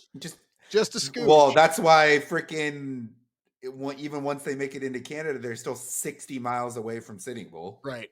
There's a reason Sitting Bull did not put up like a foot on the Canadian border. He wasn't just sticking his tongue out at the Americans. And turn around and go, nah, nah, nah, nah, nah. Yeah. Yes, you have to be more than a stone's throw away from the Canadians in order to get there. But yeah. You will be shocked to know that on September 29th, they notice that the army was right behind them. But this wasn't General Day after tomorrow. Howard is still 2 days away. A couple days out. But who it is Nelson A. Miles, who has brand new troops. Fresh. Very fresh. And trained. Crap. Yep. Now, the Nez Perce don't know that yet. That's going to dawn on them very quickly. But the soldiers were spotted, and they were quickly charging towards them. There's about 150 warriors. Now, they've been outnumbered pretty much the entire time, but this is very different. People start shouting in the chaos, and they run through the camp. Joseph ordered anyone who would listen to get the horses. Several followed Joseph into the snake to cross the Snake River. Dozens of women and children were already among the horses trying to pack them. Joseph gave his 12-year-old daughter some rope to gather a horse when gunfire ran through the herd and the horses panicked and fled. When they noticed the unfamiliar war bonnets of natives now were entering the area, they were Cheyenne, and they were there to help out Miles. They were shooting the Nez Perce at point blank range. Jeez. With this movement, the horses were all gone, and the Nez Perce had no way to flee. Were they like, you did it again, you son of a beep? It wasn't a did it again, it's we weren't able to do it this time. They had been able to do this a couple of times already. But this is the first time the horses are now gone. The fear they've had the last two battles is here. Ollicott immediately grabs his rifle and a small group of men, and he takes shelter behind a rock to come to face off the oncoming forces. When he notices there's about 500 men coming their way. Oh boy. People in the village start shouting in the chaos and run through the camp. Joseph, who has used the strategy of save the horses before, starts barking at anyone who would listen that they need to cross the Snake Creek and they need to save the horses. Dozens of women and children are already among the horses when they try to save them. Joseph crosses the river with his 12-year-old daughter, and he hands her rope to gather a horse in the gunfire. When suddenly they start seeing war bonnets that they're not familiar with. They were Cheyenne, and they were here to help Nelson Miles. They started shooting the Nez Perce at point blank range.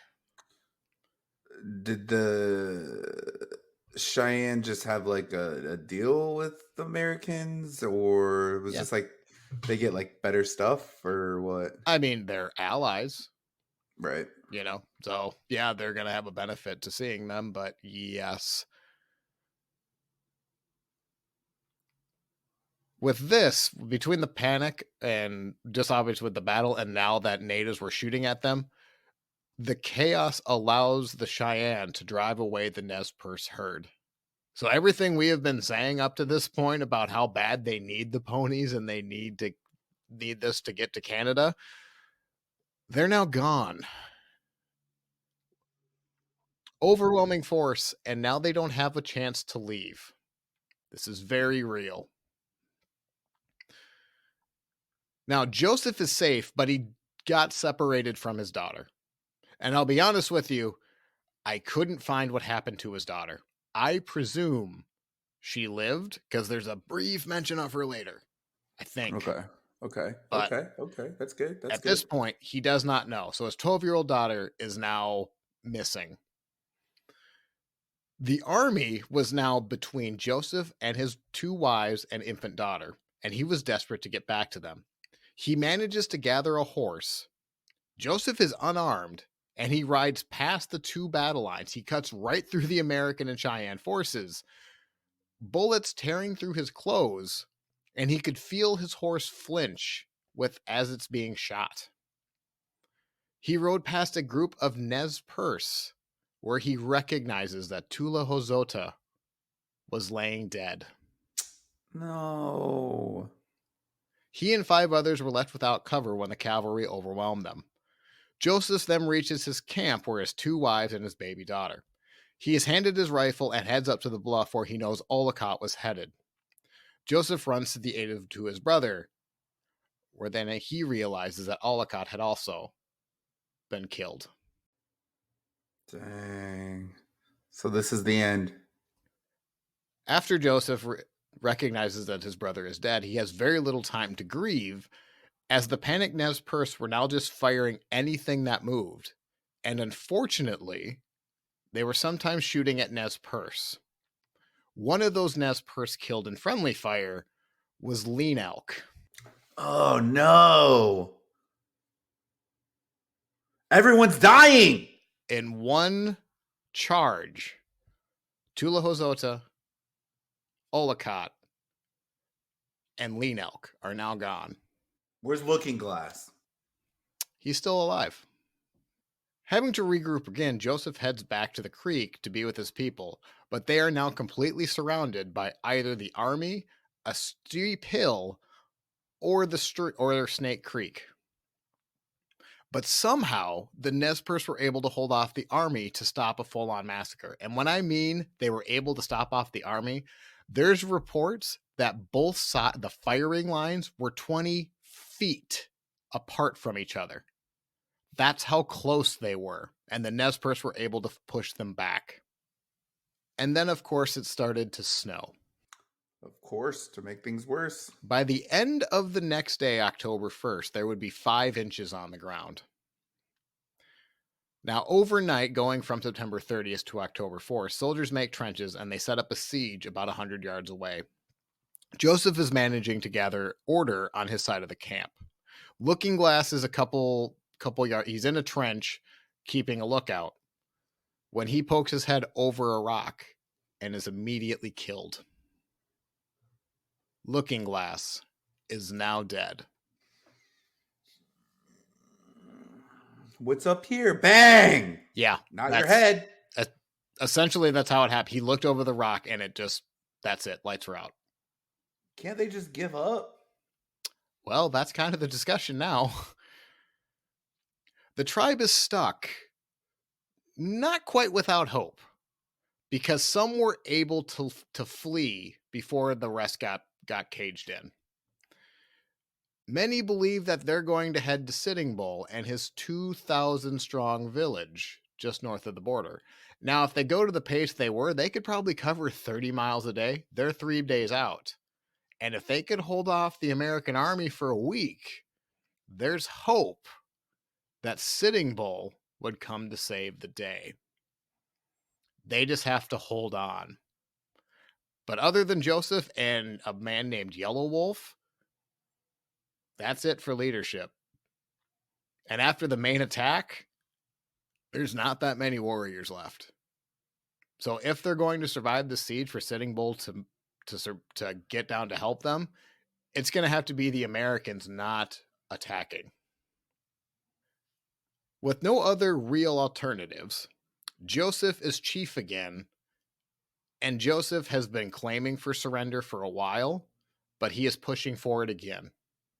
The entire time, what I haven't really covered is every time there's been a debate on who's going to lead us, Joseph has been chiming in like, what if we give up? Like, this is bad. But if we keep going on, it's only going to get worse. Like, let's stop, cut our losses, and see if we can't negotiate better terms. After all, we can explain a lot of what happened.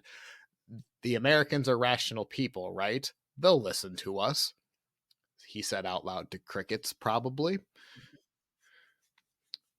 But yeah, it's not great. But now Joseph is in charge, and it's looking like surrender might be the absolute best option. And the only reason he's in charge is because everyone else is dead. Yes. Now, there is a war chief called Yellow Wolf, who, again, we've been putting in the background. Hey, guys, over here. I'm right here. Who is the war chief? So, like, if fighting is going to happen, it's probably going to be Yellow Wolf. But let's be honest, it's like Yellow Wolf and like 2 sticks at this point. There's really no one left to fight. Early in the morning of October 1st, Miles calls for a truce and sends a man under a white flag to meet up with Joseph. The same morning that Looking Glass was killed, Joseph is actually in the same quarters as Miles, and they're debating what the next moves are. Miles demanded to surrender and for all the weapons to be turned over. And for the first time since he fled, again, Joseph was in charge and negotiating. And Joseph's opening line was, "I shall give you half my arms. I will retain half of them for use to kill game for my family." Miles then promised that they would have their weapons returned to them after the war was over, where Joseph replied, "I am not talking about surrender. I am talking about an agreement to stop fighting. We have no surrender to make, as we have never been in any war. If this had been a war, the Nez Perce would have killed soldiers many times over. Only the soldiers were treating this like a war, killing women and children." Do you remember Joseph was a really good speaker? Yeah. I mean, he ain't wrong. Now there's some outliers there. After the big hole, there was revenge killings. But they just had their family massacred, like on a large scale. This is where we have to remember, oh yeah, Joseph might be the best guy to be talking to Miles here. But yes, in every encounter, it has been the military attacking them. It has not been the Nez Perce attacking the Americans.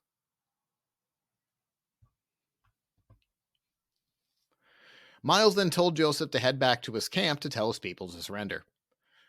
But just when Joseph was making his way outside, Miles apparently did a bit of a nod to Joseph, and then soldiers blocked the exit to the tent. Joseph simply nodded back at Miles because he now understood he would not be leaving. He was now a prisoner of war. Miles was under the assumption that Joseph was in charge of the entire retreat, and he had little, when in reality, Joseph had little to do with the warrior. So even if Joseph was surrendering, or even if Joseph was in Miles's camp, it's not like he's making the battle plans.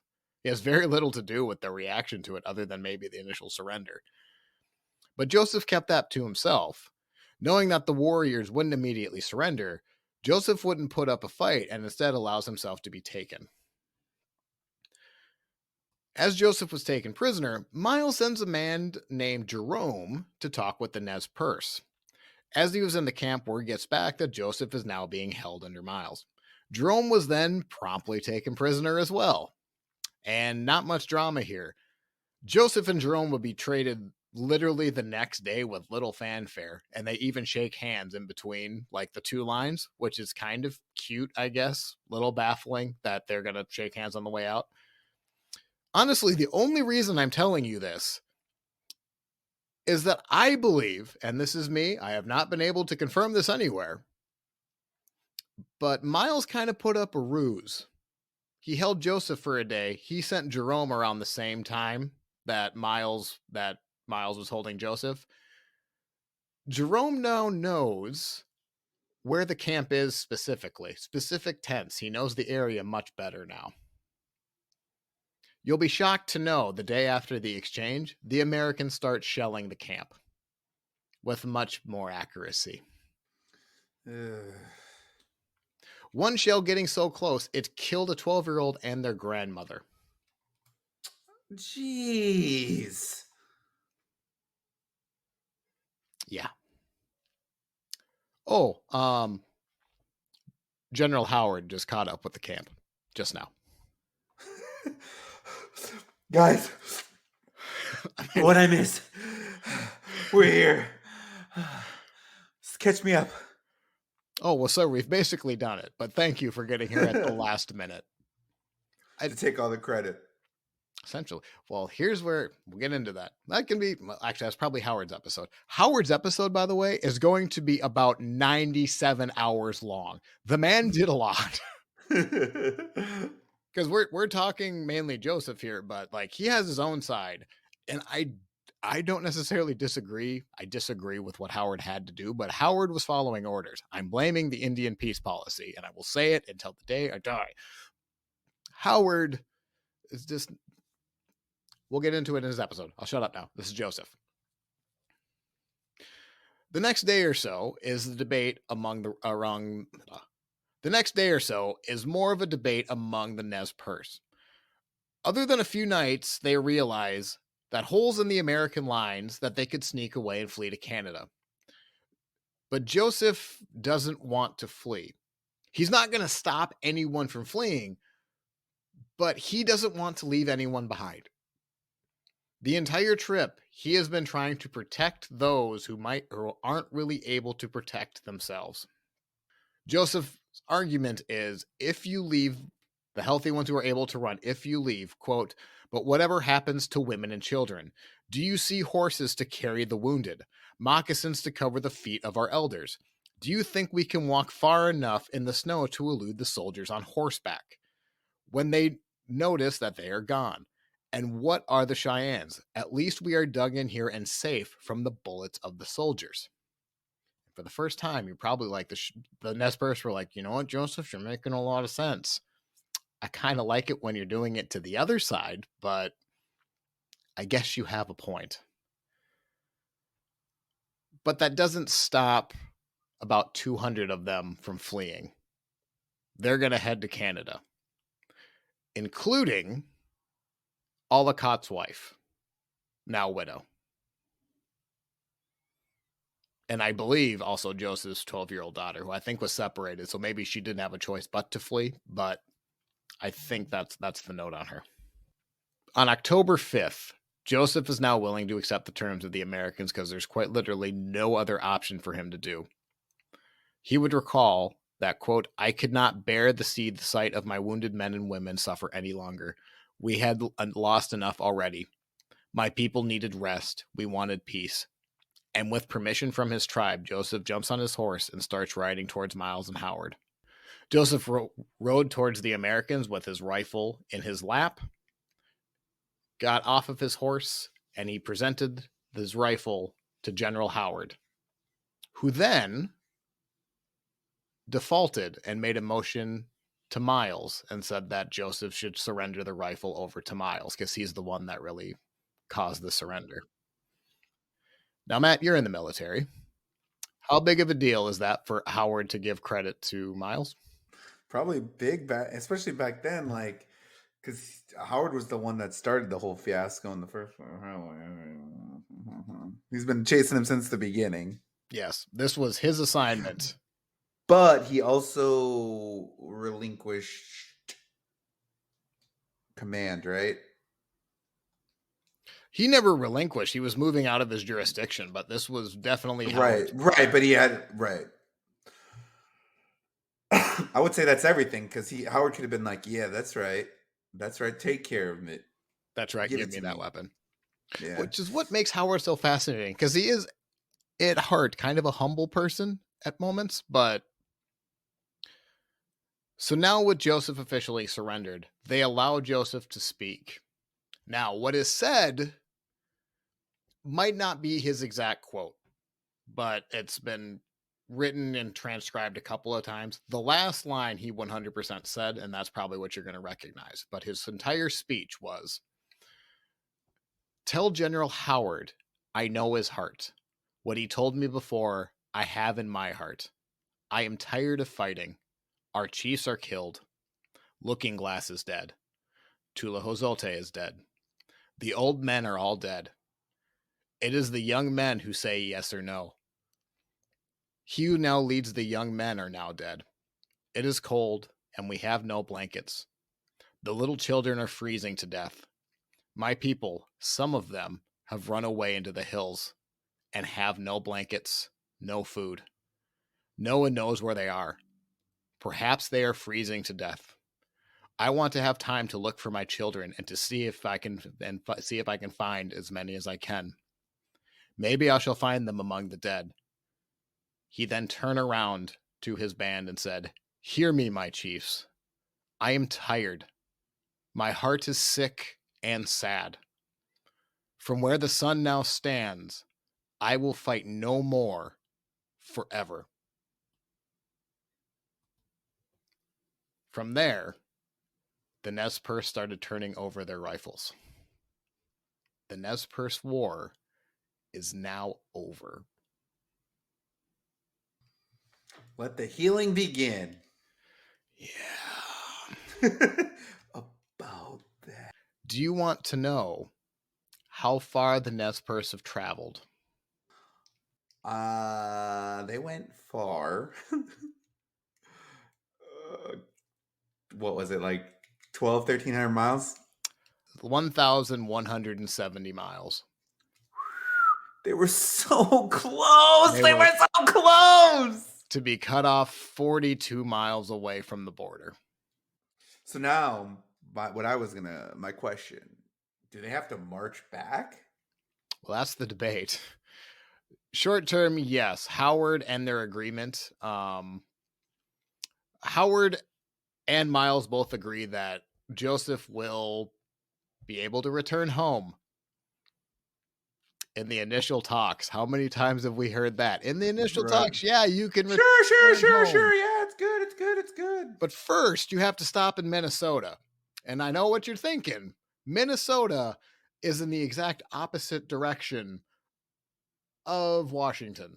So they have to keep going to Minnesota. Yep. And then they will hopefully be able to return back. That is the plan. It's the plan. What happens? Before we go into what happens, we need to discover what has happened to Joseph. Now, Joseph was a big deal before the Nez Perce War 100 days ago, but now he has been in the newspapers pretty much every day, and it's now a nationwide celebrity. The newspapers believe he was the leader the entire time, and if you think of it, he wasn't at all.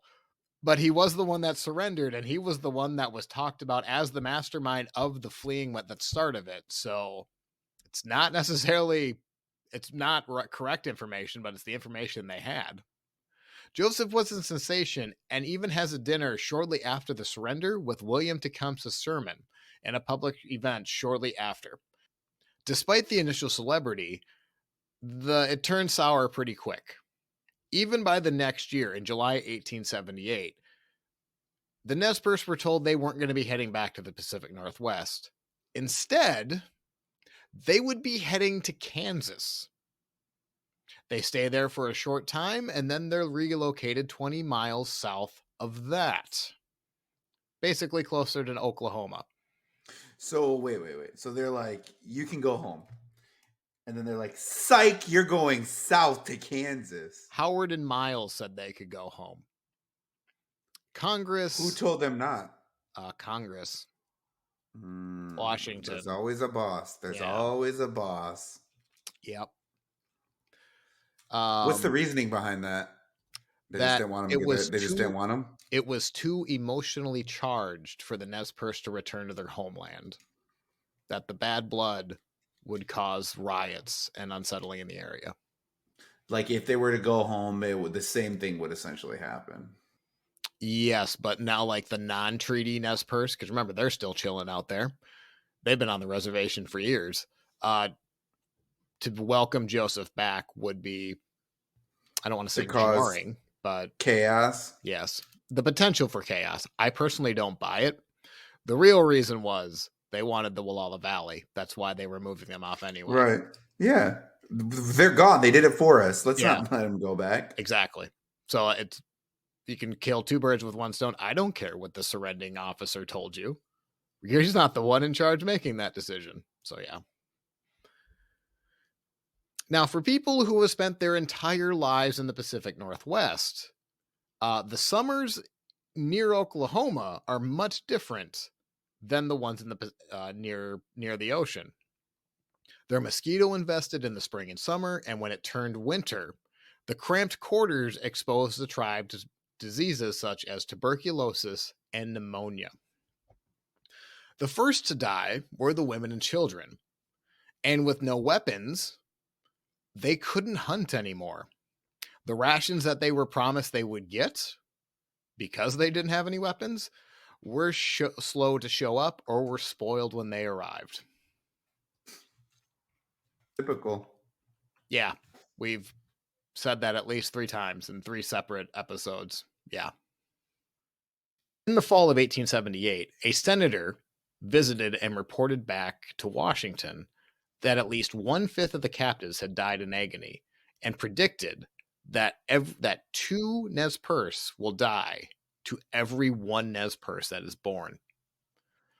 Among those in exile, he said that the slow and deadly poison of cloud hangs over them day and night. Their tents are silent as a tomb, and the silence is broken up when the cries rang out from the camp whenever somebody was dead. And they probably were like, good. Keep them there. Keep them there, yes, but public sympathy can only go so far. There's never a good headline where it says women and children are dying that the public doesn't start getting behind whoever that is happening to. Joseph uses his celebrity to talk about reservation life, and his people simply wanted to go home, and they were refused. When this seems to run on deaf ears, Joseph changed strategies, and his speeches started talking more about rights and that there should be one set of rules for all. In one speech, he said, quote, "We should have one law govern us all, and we should all live together. That they should be able to come and go as they please and be governed all alike. Quote, liberty is good and great. When a person can't come and go as he pleases, it is not good to keep us here as prisoners. It is hard to make us live in that way." He's making a lot of sense. I mean, why can't there be one set of laws for everyone? And everyone goes, because it's getting pretty late. We gotta go. Yeah, we nice gotta talk. wrap up. Nice talk. You just, sorry, that was the buzzer. That was you covering your mouth. No, it was the buzzer. It's time to go. It's dinner time. Everyone shut up. Forget he said that. Did anything ever happen or? Not there. But I will. So like natives aren't going to get citizenship for a while, but I will give Joseph a lot of credit because he is starting that conversation now in 1878. Like this will build. So all he's talking about is how he just wants to go home and everyone needs to be treated equally. Essentially. And the point is like, why do we need to stay on this reservation as a prisoner of war? Just let us be citizens and let us have the same rights everyone else has. And let us go home where we want to be. Right. Why can't we do that? And again, everyone is like, yeah. After 8 years of speeches and writing combined, Joseph has some unexpected allies come to the Nez Perce aid. Nelson A. Miles and Oliver Otis Howard, as well as histories are being written about the Nez Perce War. And Joseph finally is able to convince Congress to move his people back out to the Pacific Northwest. Not on the Walla Valley, which is where he really wants to go, but this is better. He's closer. They're going to go on to the newly formed Colville Indian Reservation, which is just a couple 100 miles off. Now, for the next 2 decades, Joseph will be making speeches in the public. One was a very famous speech he gave at Lincoln Hall And one of the reviewers of those speeches, Joseph, in that 1 hour he would give the history of the Nez Perce, all of the injustice that he had gone through, and turned out the reviews were very positive. One reviewer said Joseph would make them angry, sad, and make them laugh in the hour-long speech. And in the speech, Joseph would point and blame Howard, his short deadline to reach the reservation, the lies he said that they would be able to stay on the land, and how he arrested Tula Hozota at the arrest to start the Nez Perce War. Without Howard, there would be with Howard, he was the reason for the war. Right. Which is... So it was all his fault. Yes. Which is accurate. Howard's decisions were the reason it happened. But Howard, I'm going to stop it. I'm going to stop defending him because I sound like a real... I don't even want to defend him that bad. I just want to say there's a little bit more to this dude than I think meets the eye. What it comes across. Being a soldier was very, very, very, very important to him, and he was going to let his personal feelings slide to become a soldier. Depending on your source. There are some sources who are very sour on him, as they probably should be, and maybe I'm just too light on him. But he'll get his shot to be ranked, and we'll see how many points he doesn't get. As the years goes on, Joseph converts to Christianity and continues to write to get his people back home in the Walla Valley. He continues to write Oliver Otis Howard, Nelson A. Miles, and anyone who would listen. He is denied time and time again to go back home. Howard would write back to Joseph saying that he should just start enjoying his new life near his home rather than keep bringing up that he's not in the place he wants to be. Joseph would write to every commissioner of Indian Territory, every commissioner of the Indian Bureau, with an argument that his ties to the Nez Perce to the area were still there, and the commissioner has to prove that there was no land available for them. If there was land not being used, why can't we move on it? Now, this argument is persuasive enough that they're going to allow Joseph to go tour the area. But when he goes and visits the area, it's kind of like the Indian agent had his decision made before he even went there. Shortly after Joseph toured, which, by the way, there was room for the Nez Perce to settle on the place they wanted to be. They even kind of scoped out the area. Joseph picked some land, and it was still denied on the grounds that it was just too emotionally charged. That years later, should the Nez Perce show up and live here, Joseph would be assassinated within a year. Sorry, can't disrupt it. Yeah.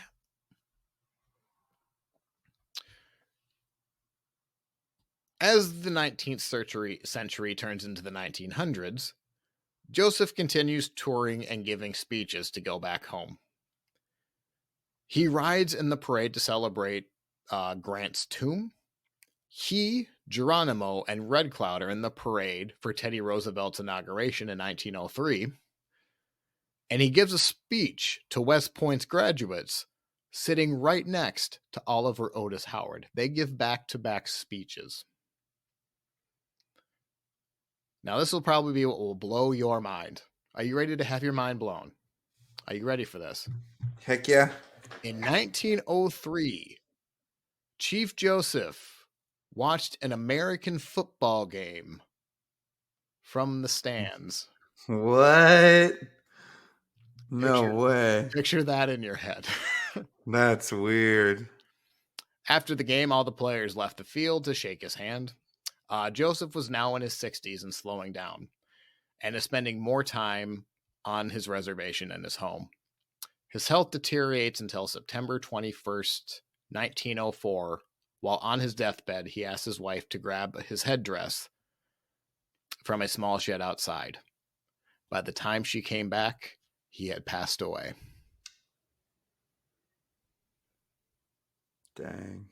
He was 64 years old. Hmm. And they never got to go home. Never got to. Did they eventually, like, the rest of the tribe, what's left after Chief Joseph? Did they never did? No. Hmm. Yeah, I wish there was a happy ending. There's not. He deserved a I happy bet if they ending. asked him today, they would still say it's too Right. charged. 140 years after it. Yeah, it's still too much. So let's rank him, shall we?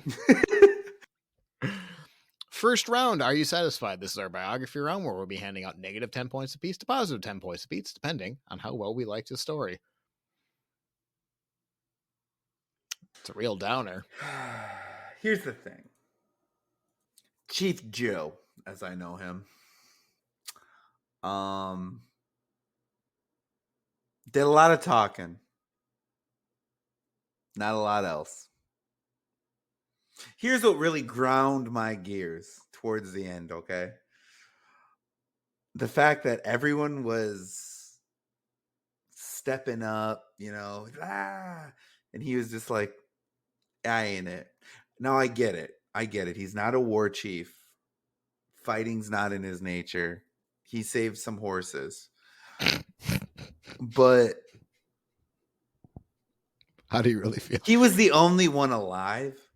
So I feel like he got all the credit. Yes. So while he did do a lot, I will say his speeches were great. Like, he fought for his people to the very end. But he was a hero by happenstance. Aren't all heroes by happenstance? Yeah, but they at least did something. Okay, so we went off. I'm sorry. He surrendered. That's what he did. I forgot. Yep. He did surrender. Yes. Now, your point. Joseph can be a fairly divisive figure in the Nez Perce. I'm taking that from Kent Nerburn for that exact point. Why does Joseph get all of the credit? He just spoke. He didn't actually lead anything when it mattered, and then surrendered at the end, and then got credit for everything. That is a valid point that many Nez Perce, living Nez Perce, would agree with you. But I will counter that he was doing everything for his people. He followed, like, he wasn't a dictator like the Native Americans, so they weren't going to follow him anyway. But every decision he made was for the betterment of his people. And he was going to rely on his ability to make the situation better. Now, when they're running and they're fleeing, he's out of his element. But what he did do is he kept the band and the livestock together. Right. Which is huge. That I think deserves I agree. a lot of credit.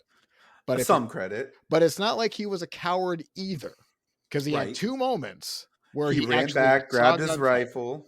Right. And then in the final battle of the Bear. Oh, when he went through the Nez Perce, the Cheyenne, and the American Army. Yes, he is not a coward. Bullets were shooting. I'm shocked he didn't die there. He probably bullets were going. But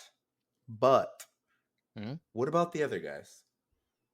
What about oh my God, Looking Glass? What about name I can't pronounce? Tula Hazota. What about gentleman with an A who I also can't pronounce? Olacott. What about them? I'm saying they also deserve credit. But let's be honest, if this was Looking Glass's episode, this would be a negative score because he put his people in danger. This is like Tenskwatawa level of irresponsibility. Yeah, take your time. Don't be bashing on my buddy Tensk, okay? I will do it every time. It is for those reasons, I'm telling you, I'm gonna give him a 6.5. Oh, okay. I'm not gonna lie, I was ready to be outraged because I thought you were gonna go like 1 or 2 area. No. I was going to say, if this was a movie, they outran the military for 1,200 miles. Not because of Joseph. He was keeping What's them that? together, Matthew. Oh, yeah, sure. Wink. Just because they can't see me. Wink. What do you give them? What do you give them? I'm going to give him a 6.5.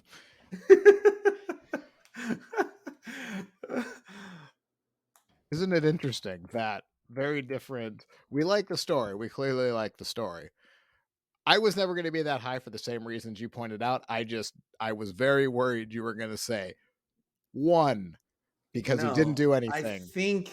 I think he did a lot, but it just at the end of the day, he shouldn't have got all the credit he got. This is correct. He is known for the "I will fight no more forever." That is a line that is said in every history class whenever you cover the Nez Perce or the Indian Wars. And he's known for being very articulate and probably the smartest man in the room, who demanded like your attention when he spoke. I do also want to give him credit for essentially being a civil rights advocate. Right? Because hey, equal rights. He wanted equal rights. Everyone should be treated equal under one law. And he argued to a point where they could not battle back with him. So I think he needs more credit for that, but yes, he deserves less credit for the actual flight of the Nez Perce. So I think a 6.5 is completely fair if you do a 2-episode part. So 13 altogether. 13. Next round. Be sure you are right and go ahead. This is our morality round. We're going to be handing out negative 10 points apiece to positive 10 points apiece, depending on how well we think he is personally. I mean, at the end of the day, he was, moral. Like he didn't even fight. Didn't want to fight. He wanted to fight with words. Was always shooting for his people. I mean, to the very, very end, even when they surrendered, I mean, he always fought for his people. He was always, writing letters and trying to get home. I will even say during the time, because it was clear that he wanted to go home the entire trip, and he went along with what his people wanted. He didn't want to, but he wanted did to surrender. Yes, he from day one. Again. Mm-hmm. I think he believed in his talents that he would make he could talk his way out of any situation.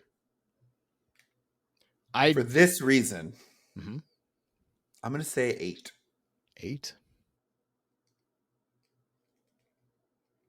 What are you thinking?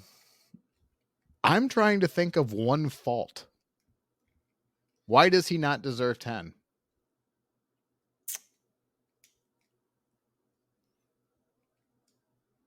He tried to save his daughter in the final battle.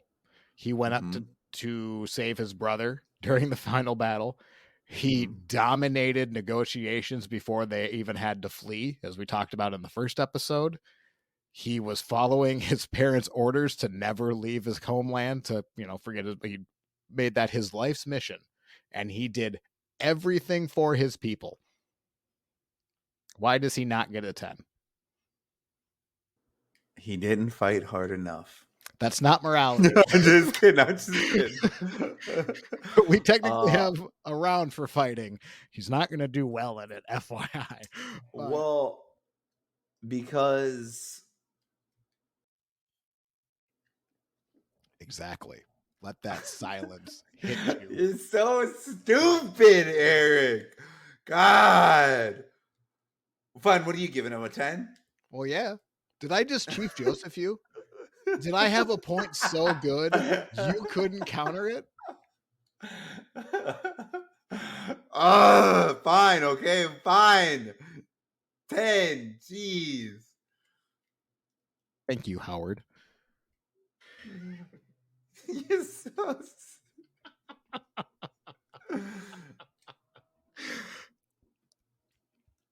The amount of smug that I am looking at Matt right now, pretty high. I especially love that. Did I just cheat Joseph you? Just go to the next round. That is a 20. Next round, to hell with the consequences. We're going to be handing out negative 10 points apiece if he's crazy. We're going to be handing out positive 10 points if we think he's clever, or nothing if he's something in between. Matt? I don't think he was clever. I think he's Well, very maybe with smart. his words. With his words. Yeah, is eloquent clever? No, not really. I don't think so. So He it's obviously smart. wasn't crazy. He was passionate. He was. I think he was clever in his arguments. Right. Like he knew what to say to be right. Yes. So that's why I'm going to say 3. Oh. I don't think he was like, oh, the biggest genius that's ever walked the earth. See, I don't know. Like, what was he bad at? Fighting. He was not a fighter. But we don't even know he was bad at fighting. Far as we know, he might have had the best aim of anyone in history. Maybe he just wanted to be a pacifist. Who knows? Right. Like, so like, yeah, the jury is still out on that, but the number I was thinking of was 5. So it's not like I think a 3 is completely, I just don't think like he did anything to totally outclass outside of his everyone. words. Right, outside of his words. Because he is in a league of his own. That hurts. I agree. I would agree with that. I mean, he had some really great speeches and left a lot of people angry that they couldn't counter argue. Right, and angry not because he definitely would have been the captain of the debate team. Yes. So I think I'm even questioning, like, I'm going to raise mine to 6. I'm going to go with a solid 6. I also feel You're getting too high on this guy, Eric. Jeez. I do like him.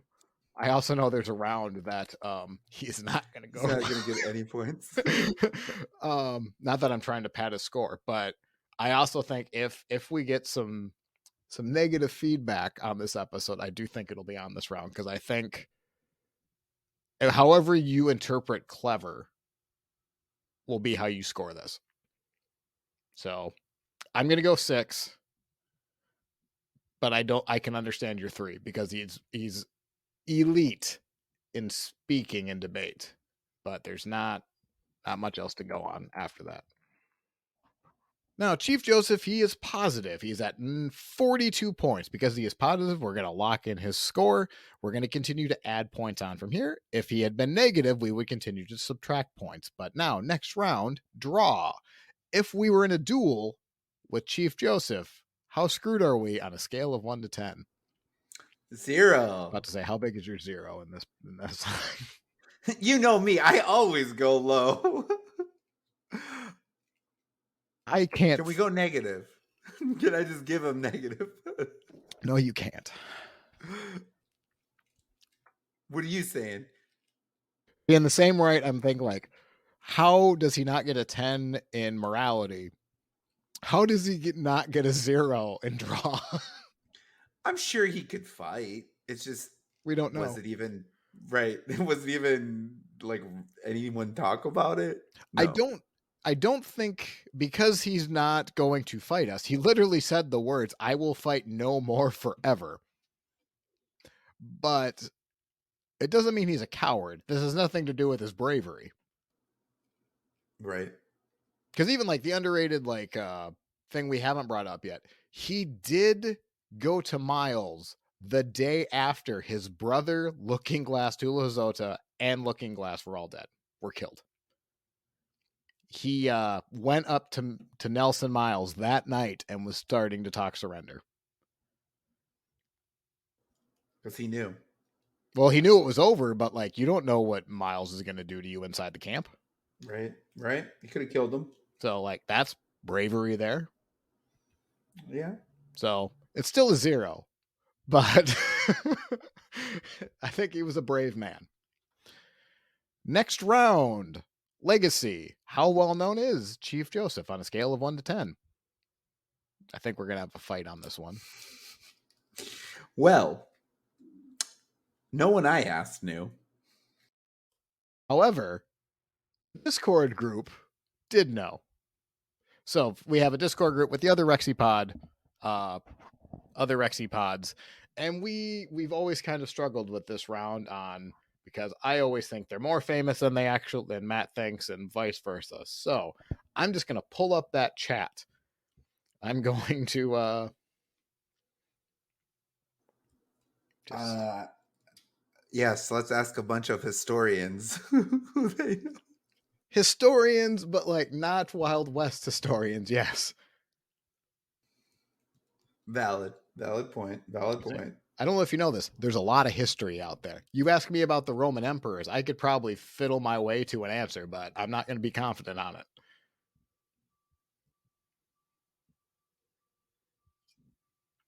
Also, feel free to take out these long pauses.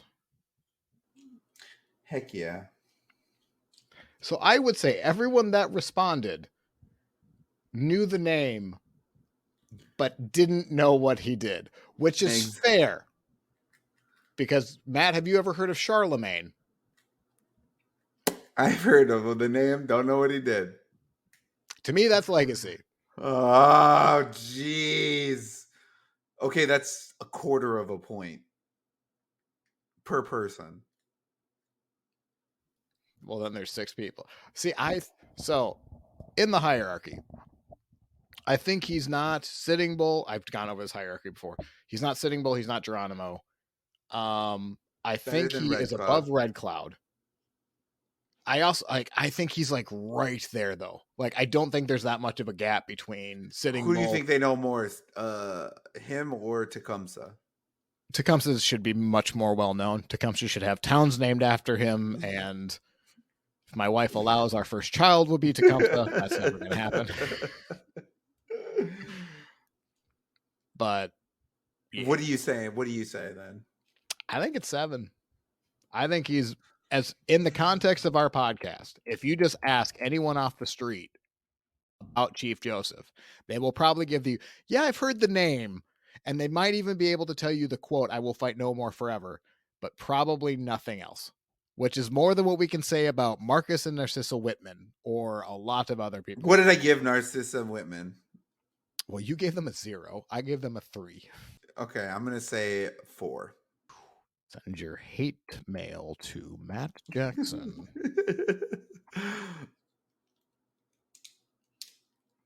All right, total score. Actually, you know what? Based on just like the likes and everything, we've gotten a lot of likes on the Facebook page and everything about this guy. I'm gonna move it up to a 6. Hey, all right, that's better. It's more respectable. I don't know why 2 points really mattered to me there, but total score of 13. Next round death bonus, where you can hand out bonus points between 0 and 2, depending on if we liked his death. And it's real sad. Real sad. I'm going to say 0. It has to be 0. Some doctors even put the reason Joseph died was of a broken heart because he wasn't able to die in his homeland. Nah, he just died of old age. You're heartless. You're a monster. But I will also be giving him a 0 because it's just very, very sad. Next round, counting coup. His confirmed ish kills divided by 10. And we've made this joke before, but how do you divide 0 into 10? Yeah, he didn't kill anybody, huh? Do we count verbal beatdowns? Because it's a massacre. So here's the funny thing. When he said that quote, I should never fight. I'll never fight. What is it again? I will fight no more forever. I will fight no more forever. You didn't do any fighting in the first place, bro. Well, he was being honest then, now wasn't he? It's a big fat goose egg. Sure is. So, final score. Joseph gets... Is it in the 80s? Goodness, no. 55. Oh, 55. A lot lower than I thought. A lot lower than I thought. Well, we gave him a 13, and are you satisfied? A full 20 and be sure you're all right. Do we want to go over that again? I just gave myself a migraine from rolling my eyes so hard. Full 20. So proud of myself.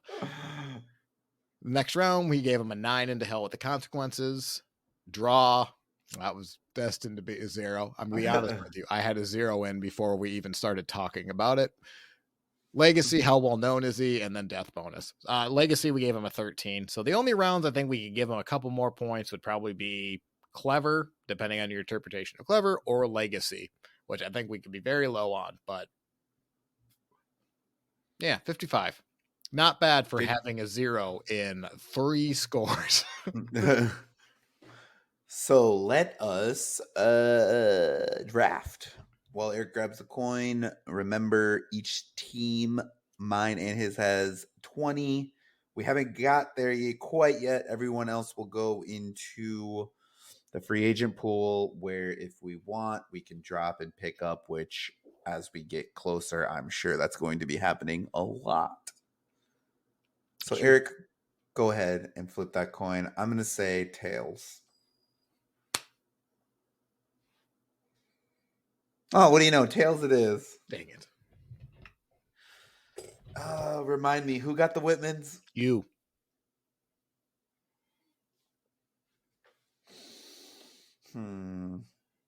I'll take them. Thought you might. So that's I'm 2 up on you now, aren't I? Yes, I get a free pick. Oh, because Matt is 2 people ahead, we will not need to flip a coin next time. We will just I will just get first right of refusal.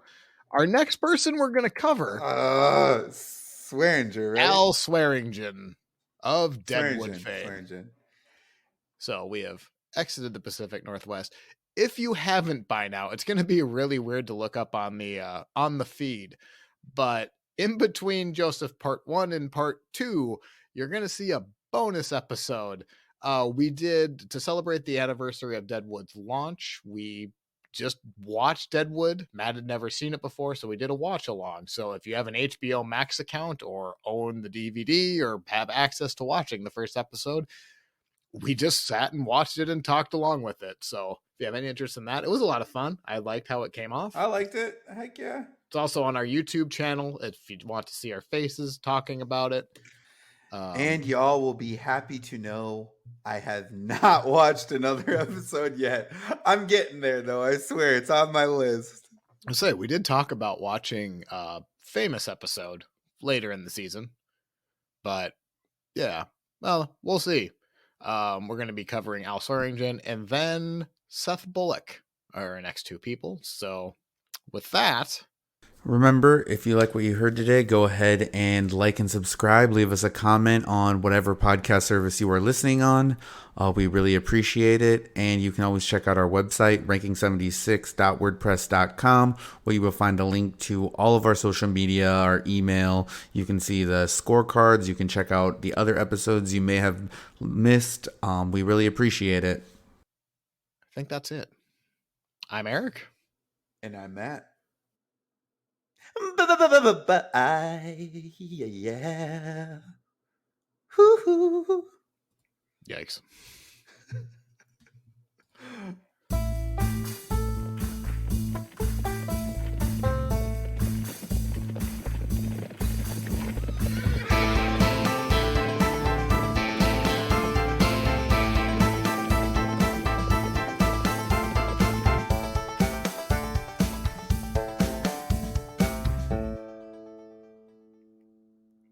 I'm as heartless as he is not a fighter. Hey, pow, pow, pow, pow, pow. You're so proud of yourself, aren't you?